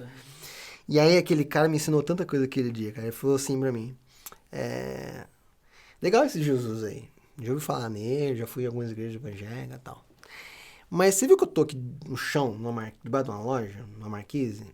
Esse Jesus que você tá falando aí, ele vai me dar o que comer? Porque eu não comi nada até hoje. Hoje o dia inteiro eu não comi nada. Esse Jesus que você tá falando aí, ele vai me dar alguma coisa pra comer? Eu não tinha nada ali pra dar pra ele. Esse Jesus aí vai me dar um lugar pra eu morar? Esse Jesus que você tá falando aí, ele vai me dar alguma coisa pra eu vestir? Porque eu tô com frio essa noite. Vai que aí temperatura não tem nada. Vou passar frio essa noite. Aquele dia, cara, eu lembrei do texto de Mateus 25, né? Que quando você faz um pequenininho, você tá fazendo pra mim, né? Jesus fala. E aquele dia eu entendi que quem tava ali era Jesus, cara. Era Jesus que tava ali. E ele me ensinou, Jesus me ensinou, Mateus, não adianta vir aqui só com a Bíblia e falar. Se você não vive, se você não olha para a necessidade dessa pessoa que está aqui. E aí, anos depois, eu fui ler uma história sobre a Madre Teresa de Calcutá, é uma das minhas referências, assim, e perguntavam para ela, né, Madre? O Robson falou dessa história hoje. Eu acho que não foi essa. Foi essa? Da Madre? Mas acho que foi outra. Eu vi, mas acho que aquele conto foi outra, se eu não me engano. Mas se eu contei, não entendo bem. Vocês cortam aí na edição. falar assim, madre, a senhora fala muito de levar Jesus, de falar de Jesus para as pessoas, tal. A senhora vai nessa intenção nos leprosários, né, que ela cuidava dos leprosos, né, era o grande trabalho da madre. Falou, eu não vou levar Jesus para ninguém. Como assim, madre, né? A senhora não está pregando Jesus? Não, eu estou indo lá para encontrar Jesus. Porque ele falou no Mateus 25 que quando você faz aos pequeninos é ele que você está fazendo. Então eu estou indo lá fazer para Jesus. Eu estou indo cuidar de Jesus, estou indo dar as coisas ali para Jesus. Porque aquelas pessoas que estão ali é o próprio Cristo que está se manifestando. Aí você lembra lá daquele conto do Ariano Suassuna, que virou um filme, do Chicó lá, como é que chama? O Alto da Compadecida, né? Sim. O livro do Ariano Suassuna virou filme. E no final, né, acontece isso, né? Jesus, né, ele tá na forma de um mendigo. No final do filme, né? Não sei se vocês lembram disso aí. E eu li o livro, né, também. E no final, pede uma coisa, fala, gente, eu só tenho esse pão aqui pra dividir entre nós três aqui, desculpa. Aí a mulher fala, não, tem que dar sim. Porque vai que é Jesus que tá fantasiado de mendigo pra testar a gente. Mariano Suassuna. Então, assim, essa foi uma lição pra mim, assim. Com certeza. Eu tô indo na rua por causa daquela missão que eu falei aqui antes. Deus é quem está em missão.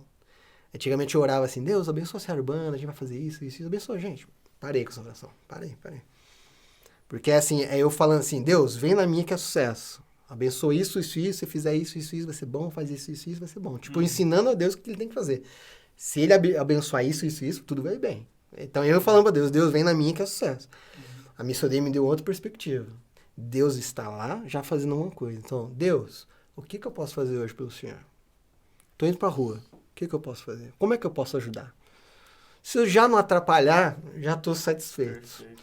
Então, o que o senhor já tá fazendo na rua? Deus já tá lá na rua antes de mim. Ele não sai lá da rua. Uhum. Ele tá lá com os caras. Eu que vou de vez em quando lá. Ele tá lá, constantemente com os caras. Então, eu vou lá encontrar Jesus lá. E ver o que ele tá fazendo lá e tentar ajudar. Jesus, você já tá aqui. E aí? O que eu posso fazer para ajudar? Porque a gente quer ensinar para Deus, ensinar para as pessoas que a gente tem que fazer. O Robson falou muito isso também, né? Ele dá a oportunidade para você. Se você não for, outro vai lá e faz. Né? Ele não vai deixar de fazer porque... Exatamente. Ele que tá em missão. Ele tá lá. E se você quiser participar disso, cara, é um prazer. Que massa. Muito bom participar do que Deus está fazendo. Tipo, eu tô aqui, o que eu posso fazer? Exato. Tipo, Exato. E aí? Exato. Ó, meus talentos são esses, né? E eu falo, sempre dê ferramentas para o Espírito Santo trabalhar. Fala mais. Leia. Vá fazer cursos. Leia a Bíblia. Vá conhecer gente, vá conhecer lugares, vai ter experiências com pessoas diferentes. Na lição de casa aqui, ó, a gente quer trabalhar com essas coisas, cara, tipo, ler essas histórias, né? Sim. Saber, o Espírito Santo vai usar aquilo que a gente dá pra ele usar. Se eu não sei do Lucas 15, não sei nem onde acha do Bom Samaritano, como é que eu posso falar de Bom Samaritano pro morador de rua? Eu não sei onde tá. Agora, a partir do momento que eu sei, ó, Bom Samaritano fala isso. Aí depois eu preguei sobre o Bom Samaritano para um monte de morador de rua. Também o que adianta você saber onde está se você não fala? Exato. No trabalho da faculdade, o morador de rua tá lá e você toma zero, né? Porque você fez todo um trabalho teórico, mas a prática, né, você não fez, né? Um morador de rua que que você viu a vida sendo transformada pra gente. Seja por emprego, seja com... Alexandre Secone. Não sei se ele vai ver depois. Um abraço pra ele. Alexandre Secone. A gente se fala às vezes pelo WhatsApp, pelo Face. O Alexandre, ele teve uma briga muito séria com o irmão dele, por causa de droga. Ele começou a usar droga, começou a vender as coisas de casa, essas coisas, né? Tô falando isso porque ele tem esse testemunho público, por isso que eu tô falando publicamente, né, o Alexandre? E aí, ele tava muito tratado com o irmão dele, foi pra rua, e aí começou a viver na rua, começou a viciar cada vez em crack, a gente encontrou ele, começou a trocar ideia. E eu lembro que a gente, nesse trabalho de domingo que a gente fazia, ele ia lá todo domingo. E lá a gente fazia um culto e eu trazia às vezes um sermão e tal. Aí eu preguei sobre Jacó e Esaú, dos irmãos que estavam brigados, tal, e depois eles se reencontraram, né? E um tava com medo do outro, né? Não sabia o que ia encontrar, né? Vou encontrar, mas já jogo minha família pra trás, jogo gente na frente. Pra encontrar ele lá primeiro. Não sei se ele tá bravo, vai querer me matar, né? Tomei a bênção dele lá, né? O Jacó, né, que tomou do Esaú. E aí eu contei tudo isso, o Alexandre veio conversar comigo depois disso. Falou, pô, Matheus, eu tô brigado com meu irmão, e eu tenho medo de ir lá na casa, ele querer me matar na porrada. Essa você falou? Com os moradores de rua, todo domingo, a gente atendia eles ali, né? A gente fazia a triagem para mandar para casa de recuperação, dava um café da manhã, uma roupa limpa, eles tomavam um banho, um almoço, e a gente fazia um culto ali com eles também, né? Quem queria participar, a maioria participava com a gente. E aí eu trazia um sermão, né? Que massa. E aí eu trouxe o sermão. Aí acabou o sermão, ele veio conversar comigo. Pô, aconteceu isso. Mano, vai lá. Né? Se Deus tá falando alguma coisa você, através da Bíblia, é a palavra dele que a gente leu aqui. E eu dava uma Bíblia na mão de cada um. A gente comprava 30 Bíblias. Vamos pregar? Vamos. Bíblia na mão de cada um. Ó, Deus falou isso, isso, isso. Tá aí na sua Bíblia? É isso aí mesmo? Tô falando alguma besteira? Tô errado? Alguém me... Porque você falando com o morador de rua, os caras não é igual na igreja. Né? Os caras toda hora querem falar. Não, mas isso aí, não sei o que e tal. É uma bagunça, cara. Uma bagunça muito boa, né? Quando eu vou pregar, às vezes, na igreja, você até... Ninguém vai falar nada, assim, porque eu acostumei... Tá acostumado com... Os morador de rua zoando e tal, né? Acostumei com isso, né, cara? Não, com o Robson lá, depois que a gente parou com esse trabalho, comecei a ajudar o Robson, cachorro na igreja, né? Normal, né? E aí o Alexandre, ele falou isso, Matheus, não sei, eu tô com medo de meu irmão, tá? Eu falei, mano, toma um passo de fé e vai lá. Ele falou, vou ver e tal. Passou na outra semana ele veio, Matheus, tô saindo da rua. Eu falei, o que aconteceu? Fui lá, quando eu cheguei lá, achei que meu irmão me bateu, ele veio, me deu um abraço, me deu um beijo, falou que tava com saudade de mim. Igual aconteceu com Jacó e Esaú, cara. A mesma coisa. Irmãos que brigaram. Cara, a mesma coisa que aconteceu na história. A mesma coisa. Matheus, aconteceu exatamente o que aconteceu com Jacó e Esaú. E eu tô saindo da rua. Então, hoje o Alexandre tá fora da rua, a gente se fala, já tá junto com a mãe, com o irmão. O Alexandre, gente boa. Mandamos pra ele pra casa de recuperação, Missão Vida, né? Ele ficou um tempo lá, depois voltou, né? Teve indas e vindas, mas hoje ele tá bem, graças a Deus. Né? Nossa, que história. Que massa, cara. Top demais. Tem mais alguma outra história que você queira contar? Só se vocês quiserem. História tem um monte, cara. Mais uma história? Vamos ver. Cara, eu vou contar a história com meu pai, cara, em relação ao morador de rua.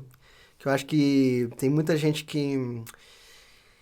Tem pais que estão na igreja que tem medo que os filhos se envolvam com esse trabalho. Cara, eu ia te perguntar isso. Que doido. Quando você falou que, tipo, mãe, não sei a hora que eu volto e tal, que ela te deu É o bolo. verdade. Nisso também. Eu fiquei pensando, cara, como é que Que foi? mãe é essa, né? Que deixa... Eu fiquei pensando, nossa, que da hora, assim... Quão importante é ter o apoio da família pra essas coisas, entendeu? É muito. E lá no começo, meus pais não estavam entendendo muito bem, né? Sim, imagina. Então, um menino de 23 anos, né, indo pra rua. Eu já tinha tido um histórico de bebida, de droga no passado. Então, tinha um pouco disso também, né? Sim. E aí, eu lembro que eu liguei pro meu pai, tava na rua. Falei, pai, tô com um morador de rua aqui. Faz um tempo que a gente tá acompanhando ele. Ele tá sendo ameaçado de morte aqui. Os caras vão matar ele. E ele já passou pelo processo, a gente vai mandar ele pra casa de recuperação. Só que eu não posso deixar ele aqui. Eu vou levar pra casa. Meu Deus. Meu pai falou, filho, né? É meu irmão, meu pai e minha mãe. Né? 3 homens e só uma mulher em casa, minha mãe.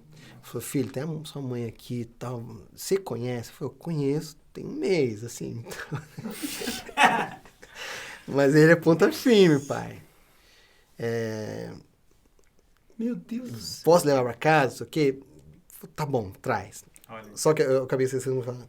Antes, meu pai e minha mãe falavam, Matheus, para, você tá chegando muito tarde, você tá ficando 2, 3 dias viado na rua, não tá legal, a gente tá com medo de você, né, sofrer alguma coisa, eu não sei se mais eu quero que você continue fazendo isso. Tá, eu falei, é de Deus. E aí tava nessa tensão, e eu ainda joguei isso mais, sabe? Vou levar pra dormir em casa. Imagina, Beleza, pai, mas sim, pra ajudar. Eu fiquei imaginando o pai dele preparando. Ó, quando meu filho chegar, eu vou ter uma conversa séria com ele, falando isso pra mãe dele. Aí ele não vai o telefone. Aí, pai, posso levar?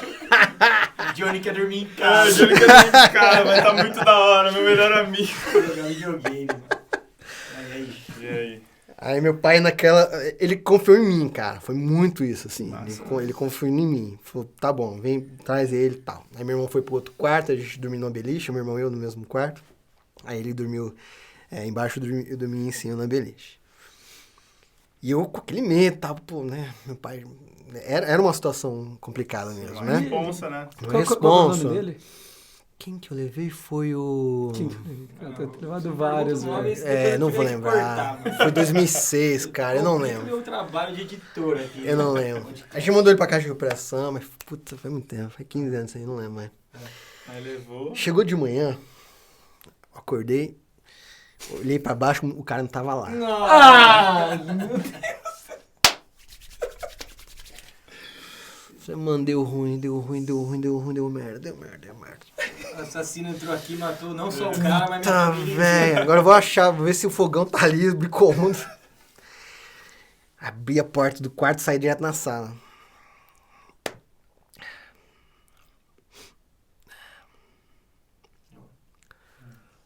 Tá meu pai e o cara ajoelhado no chão, né? Nossa. No sofá da sala. Meu pai orando por ele, pedindo pra Jesus cuidar. Ele entregou a vida pra Jesus naquele dia, no sofá da casa com meu pai, que tava resistente, assim. E aí, eu levei pra casa de recuperação, voltei, meu pai falou, vai lá, meu filho, continua fazendo o que Deus tá fazendo pra você. Meu Deus. Eu vou com você na rua um dia. Aí meu pai foi na rua, foi pra rua, ficou 2 horas conversando com o cara se converteu, aceitou Jesus ali na rua com ele.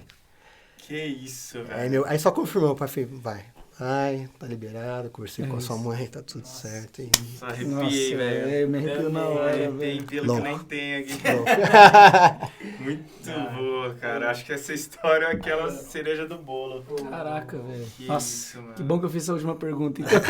A meta do podcast é fazer o Neto chorar. É, difícil. não tá difícil não, hein, pelo jeito. Com o Robson você chorou, pelo menos. Eu sou chorão pra caramba também. Não, mas essa história, Fico me cara, segurando aqui. eu imagino a cena pra você ali na hora. Cara, foi. Meu Deus do céu. Já pensando, pô, o cara levou tudo. É. Já pensando o que você ia falar pro seu pai e a desculpa que você ia dar. Não, e outra, cara, eu me converti em casa, com 9 anos de idade. Porque meu pai e minha mãe são referências pra mim em relação ao Evangelho de Jesus Cristo, sabe? Os dois me conduziram sempre no caminho de Jesus. E meu pai toda noite contando histórias da Bíblia, pra mim, pro meu irmão, orando e tal. Um dia eu entendi, pai, Jesus é isso, vai fazer isso, a cruz é isso, o pecado... Caiu a Então ficha. acho que eu preciso entregar minha vida pra Jesus, né? Falei, filho, vem cá. Ajoelhamos junto, entreguei a vida pra Jesus no quarto ali, no meu quarto com meu pai ali, entendeu? Então eles são muito importantes, assim. E aí quando meu pai fala que não é muito bom eu ir, tem um peso pra mim. Opa! Com certeza. Entendeu? Eu falei, e será que eu não tô vacilando aqui? Nossa. Tô ramelando na missão? É. E eu fiquei nessa dúvida. Você fica até pensando, será que Deus tá usando ele às vezes, né? Exato, pra falar Pra que falar, beleza, cara, foi tá bom. legal, mas Serviu chega. pra confirmar pra ambos. Exato, ambos, cara. pra ambos. Exatamente. Tanto pra ele que está no lugar certo, quanto você, velho. É. Você também tava. Meus pais nunca deixaram de apoiar, mas eles, no começo lá, tinha esse... Cara, coisa de Né, tinha esse pai. receio, coisa de pai e de mãe, normal. pai e mãe. Se ele não tivesse, seria problema, né? Sim, se Vai, se fica, vira. né? dorme aí. É. Que bom, cara. Mateuzinho, você tem mais alguma coisa que você vai perguntar ou não? Eu gosto dessas histórias. Ó, assim, enquanto você tiver história, deixa Não, vamos cara, aqui, não, velho. Pode contar. E pode pedir mais pizza aí. Essa né? história tá aqui ou não? Essa não. Não tá, essa com meu pai não tá, cara. Não tá. Cara, mas imagina quantas tem aqui, né? Ah, tem muita história legal. Eu já serei um leitor, com certeza, cara. Muito bom. Mas pensando que um dos objetivos também daqui do podcast é você falar de projetos aí, que as pessoas que estão assistindo também podem ajudar, né? Você falou pra gente agora várias coisas que, assim, não é todo tipo de ajuda que realmente ajuda, né? Boa. Então agora você precisa... E as vocações foi também que você falou. Não necessariamente vão ser que nem você que vão dormir, né? Na primeira vez vão dormir, na... Sim. Isso, Tem a então, questão, assim, pô, ajuda financeiramente, ajuda, foi o que você falou, pô, eu sei que tem um projeto lá, então eu vou dar comida pra tal projeto, né? É. Então, o que você falaria pra galera que tá sedenta por ajudar mesmo, sabe? Sentir no coração. É assim, se tem alguma coisa que te move com alguma paixão, provavelmente alguma coisa que Deus está querendo trabalhar.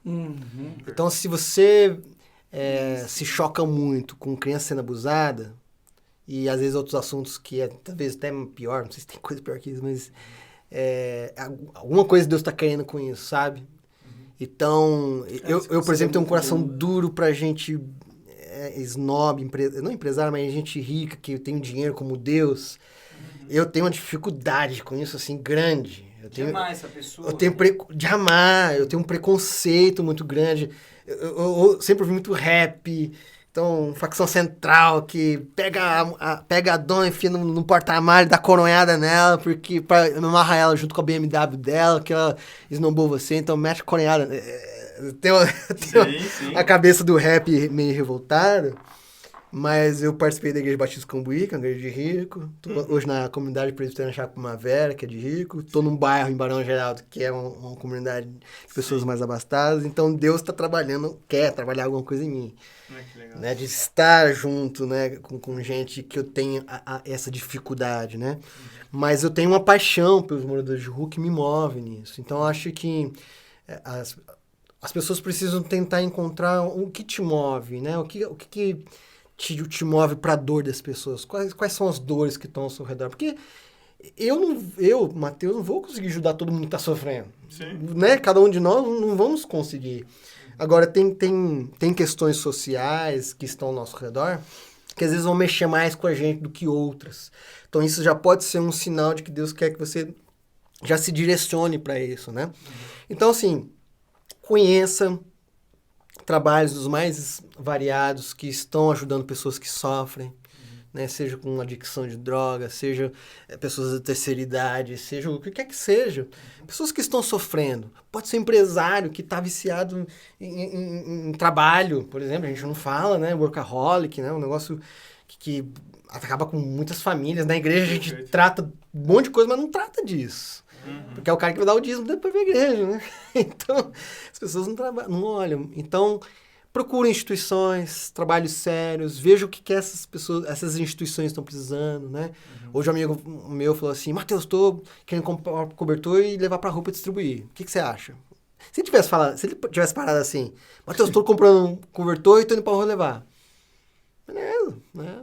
Firmeza, nós. O que você acha? Agora ele falou, essa pergunta que você não pode fazer pra mim. O que você acha? Aí eu tenho que falar o que eu acho. Falei, mano, não faz isso. Você sabe se eles estão precisando disso? Nossa, perfeito. Você não sabe, então vá lá, participe, vê se é isso mesmo que tá precisando, que às vezes nem é isso. Ou às vezes você confirma, é isso mesmo, Matheus. Mas aí você viu deles, né? Então, estar atento às necessidades das pessoas ao nosso redor, né? E tentar ajudar elas de acordo com a necessidade. É isso que ela em Atos vai falar, né? Cada um vendia a sua propriedade, trazia aos pés dos apóstolos, e eles repartiam conforme a necessidade de cada um. Né? Não era o comunismo, né? Que é igual para cada um. Né? Ele tá precisando mais. Cada um tem uma necessidade, né? Legal. Eu acho que esse é o conselho, talvez. Para encerrar, dando um recado para quem está te assistindo. Acho que antes de dar o recado, daí já vai pensando nisso. Eu fiquei com essa dúvida na cabeça hoje, né, que você chegou a atuar muito, né, obviamente de forma muito intensa, e depois Deus foi abrindo outras portas, tudo. Sim. O que hoje você, Matheus, como pai de família, todo pastor, professor, que você carregou, que a rua te ensinou? Que você carrega até hoje, que você vai ensinar para os seus filhos, para suas filhas? Esses dias a EPTV me ligou, falou, Matheus, tem como a gente fazer uma entrevista? Aconteceu um caso lá em Montemor, nem tava sabendo. O prefeito de Montemor, ele pegou os moradores de rua que estavam ali perto da rodoviária, colocou umas 2, 3 vans e me mandou embora da rua da cidade. Mandou para Boituva, para Campinas, um monte de cidade aqui da região. Aí ele alegou que eles foram por espontânea vontade. Aí esses moradores de rua lá em Boituva começaram a fazer boletim de ocorrência porque eles foram forçados a entrar na van. Porque a polícia veio e meteu eles na van e mandou embora. E o prefeito de Montemor fez um vídeo, falou assim, sei que muita gente vai me condenar, mas tem que fazer isso mesmo, pode perguntar pra qualquer um, está fazendo uma porcaria aqui, que não sei o quê, eu prefiro ajudar pai de família do que ajudar esses caras. E eu mandei mesmo. O Ministério Público já está investigando o cara, esse cara não pode fazer isso, esse é crime. Está na cidade dele, ele é prefeito daquela cidade, as pessoas votaram nele para ele cuidar daquelas pessoas que estão ali, independente de onde essas pessoas vieram. Por que eu estou citando esse caso? Porque na entrevista que eu dei para a IPTV, eu falei isso, se fosse o pai dele, se fosse a mãe dele, um filho dele, um irmão dele, alguém que ele ama e conhece ele, e ele conhece, ele não meteria numa van e mandaria embora. Ele ia cuidar, ia resolver o problema dele, né? Meu conselho, ou não conselho, né? O que eu aprendi, né? Todos aqueles moradores de rua, eles são pai de família de alguém. Eles são irmão de alguém. Eles são filhos de alguém. A gente precisa tratá-los como se eles fossem da nossa família, porque no final das contas eles são da nossa família. Tem muita gente que entra em contato com a gente na Seara Urbana, fala assim, Matheus, tem meu irmão meu que tá na rua e tal, tem como vocês acharem ele pra mim? Ou vou até com vocês na rua. Aí vai até na rua com a gente e tal, às vezes acha, às vezes não acha. Mas aquela realidade impacta aquelas pessoas. Falam, nossa, eu nunca observei essa realidade, tá aqui. Mas só foi porque o irmão dela tava, o pai estava na rua.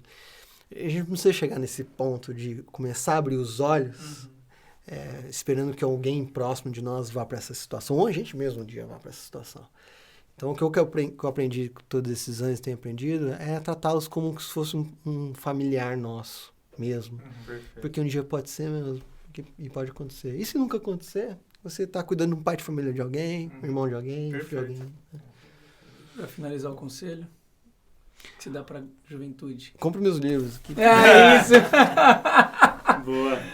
Quer ser alguém melhor? O que eu te falar, os dois estão vendendo na Amazon, os dois? Não, só o Evangelização na Cidade, porque esse aqui, na verdade, já estava esgotado. Tá. E aí... Vendeu muito. Vendeu tudo. Aí o bendito aí da folha editorial... Bendito, seja tu entre as mulheres. Ele me ligou, Matheus, tem um monte de livro aqui, tá no meu estoque aqui. Como tem livro no estoque? Tá esgotado? Tipo, tem 2 anos isso, né? 2016 nós lançamos isso aí, tá tudo esgotado nas lojas, você entra no site, não tem mais. Não, ficou uns aqui, ele não distribuiu, cara. Eu falei, não, me dá isso aqui, eu tive que comprar, né? Comprei e agora tô vendendo. Então eu tenho esses livros porque tava parado no estoque lá, né? Tá. Mas o Evangelização na Cidade tem na Amazon, e-book, a gente vai site colocar da na descrição Amazon. do vídeo. Isso. E esse daqui... E esses entram em contato comigo. A gente faz Eu mando meio campo pro correio, qualquer coisa assim. Alguém entra em contato com a gente. Pode ser também. Beleza. E a gente direciona vocês. Show, mano. Cara, perfeito. É isso. E só último. Eu conheci o Robson, na verdade, por causa do C, né? Que eu falei, pô... eu que falei dele pra você. Eu falei, Mateuzinho, eu tava querendo ajudar em algum projeto. Cara, o que você conhece? Você falou, tem o projeto A Esperança, o cara é sério. Tem mais alguns desses projetos que você... Ou se você pudesse dar... falar pra galera que tá de casa agora, quisesse ajudar dá nome aos bois, projeto, né? Sim. Um projeto, qual que você falaria? Campinas, para morador de rua, projeto A Esperança do Robson. É Referência na cidade de Campinas, trabalho sério, que eu conheço há muitos anos. Não é porque é parceiro, mas eu só fiz parceria com ele porque é um trabalho muito sério. Perfeito. Então, Perfeito. aqui, agora, fora daqui, Missão Sena de São Paulo, João Boca, Missão Sal, Paulo Capelete, de Santo André, Missão Vida do Reverendo Wildo, lá de Goiás. Beleza. São os nossos Agora chega, senão padrinhos. vai ficar difícil de pôr na descrição. O editor fica já. Fica lá louco, mano. Cara, mais um episódio abençoado. Caramba, né? cara. Acho que não tem como não ser impactado com essas palavras, querer se mexer, querer Valeu, ajudar de viu, cara? alguma forma. Valeu, mano. Valeu. Valeu Como pelo ele convite, falou, mano. Valeu, Cara, mano. se você não tem essa vocação Parceiro. de ir pra rua, procure ajudar da sua forma, seja financeiramente, seja fazer o meio campo. Então, cara, eu não posso estar lá, mas eu sei que alguém que pode estar lá, mas pode levar algo que eu queira dar. Legal. E se mexer, cara. Isso aí. É isso. Galera, muito obrigado. Comprem os livros. Ouçam os raps também, né? Verdade. Vai estar na descrição. Nós lançamos um álbum em 2011. Nossa, 10 anos, cara. Fiz 10 anos o Gosta álbum. de um rock pesado. Rock com rap. É verdade. Tem lá. E a gente já tá na fase de produção agora do segundo, de conclusão do segundo. Agora é só gravar alguns vocais. Acho que esse ano, no mais tardar, no ano que vem, já lanço o segundo. E já tô pensando no terceiro junto com o Henrique, inclusive, tá me ajudando aí. Que massa. Dá pra Fechou. soltar um rapzinho aí ou não? Vou ficar pro vídeo, vou ficar pro vídeo. Veja na descrição que é melhor do que eu canto. Tá bom. Vou estragar o rap se eu cantar. É isso Valeu, aí. pessoal. Deus abençoe vocês. Valeu, próximo. pessoal. Valeu. Valeu.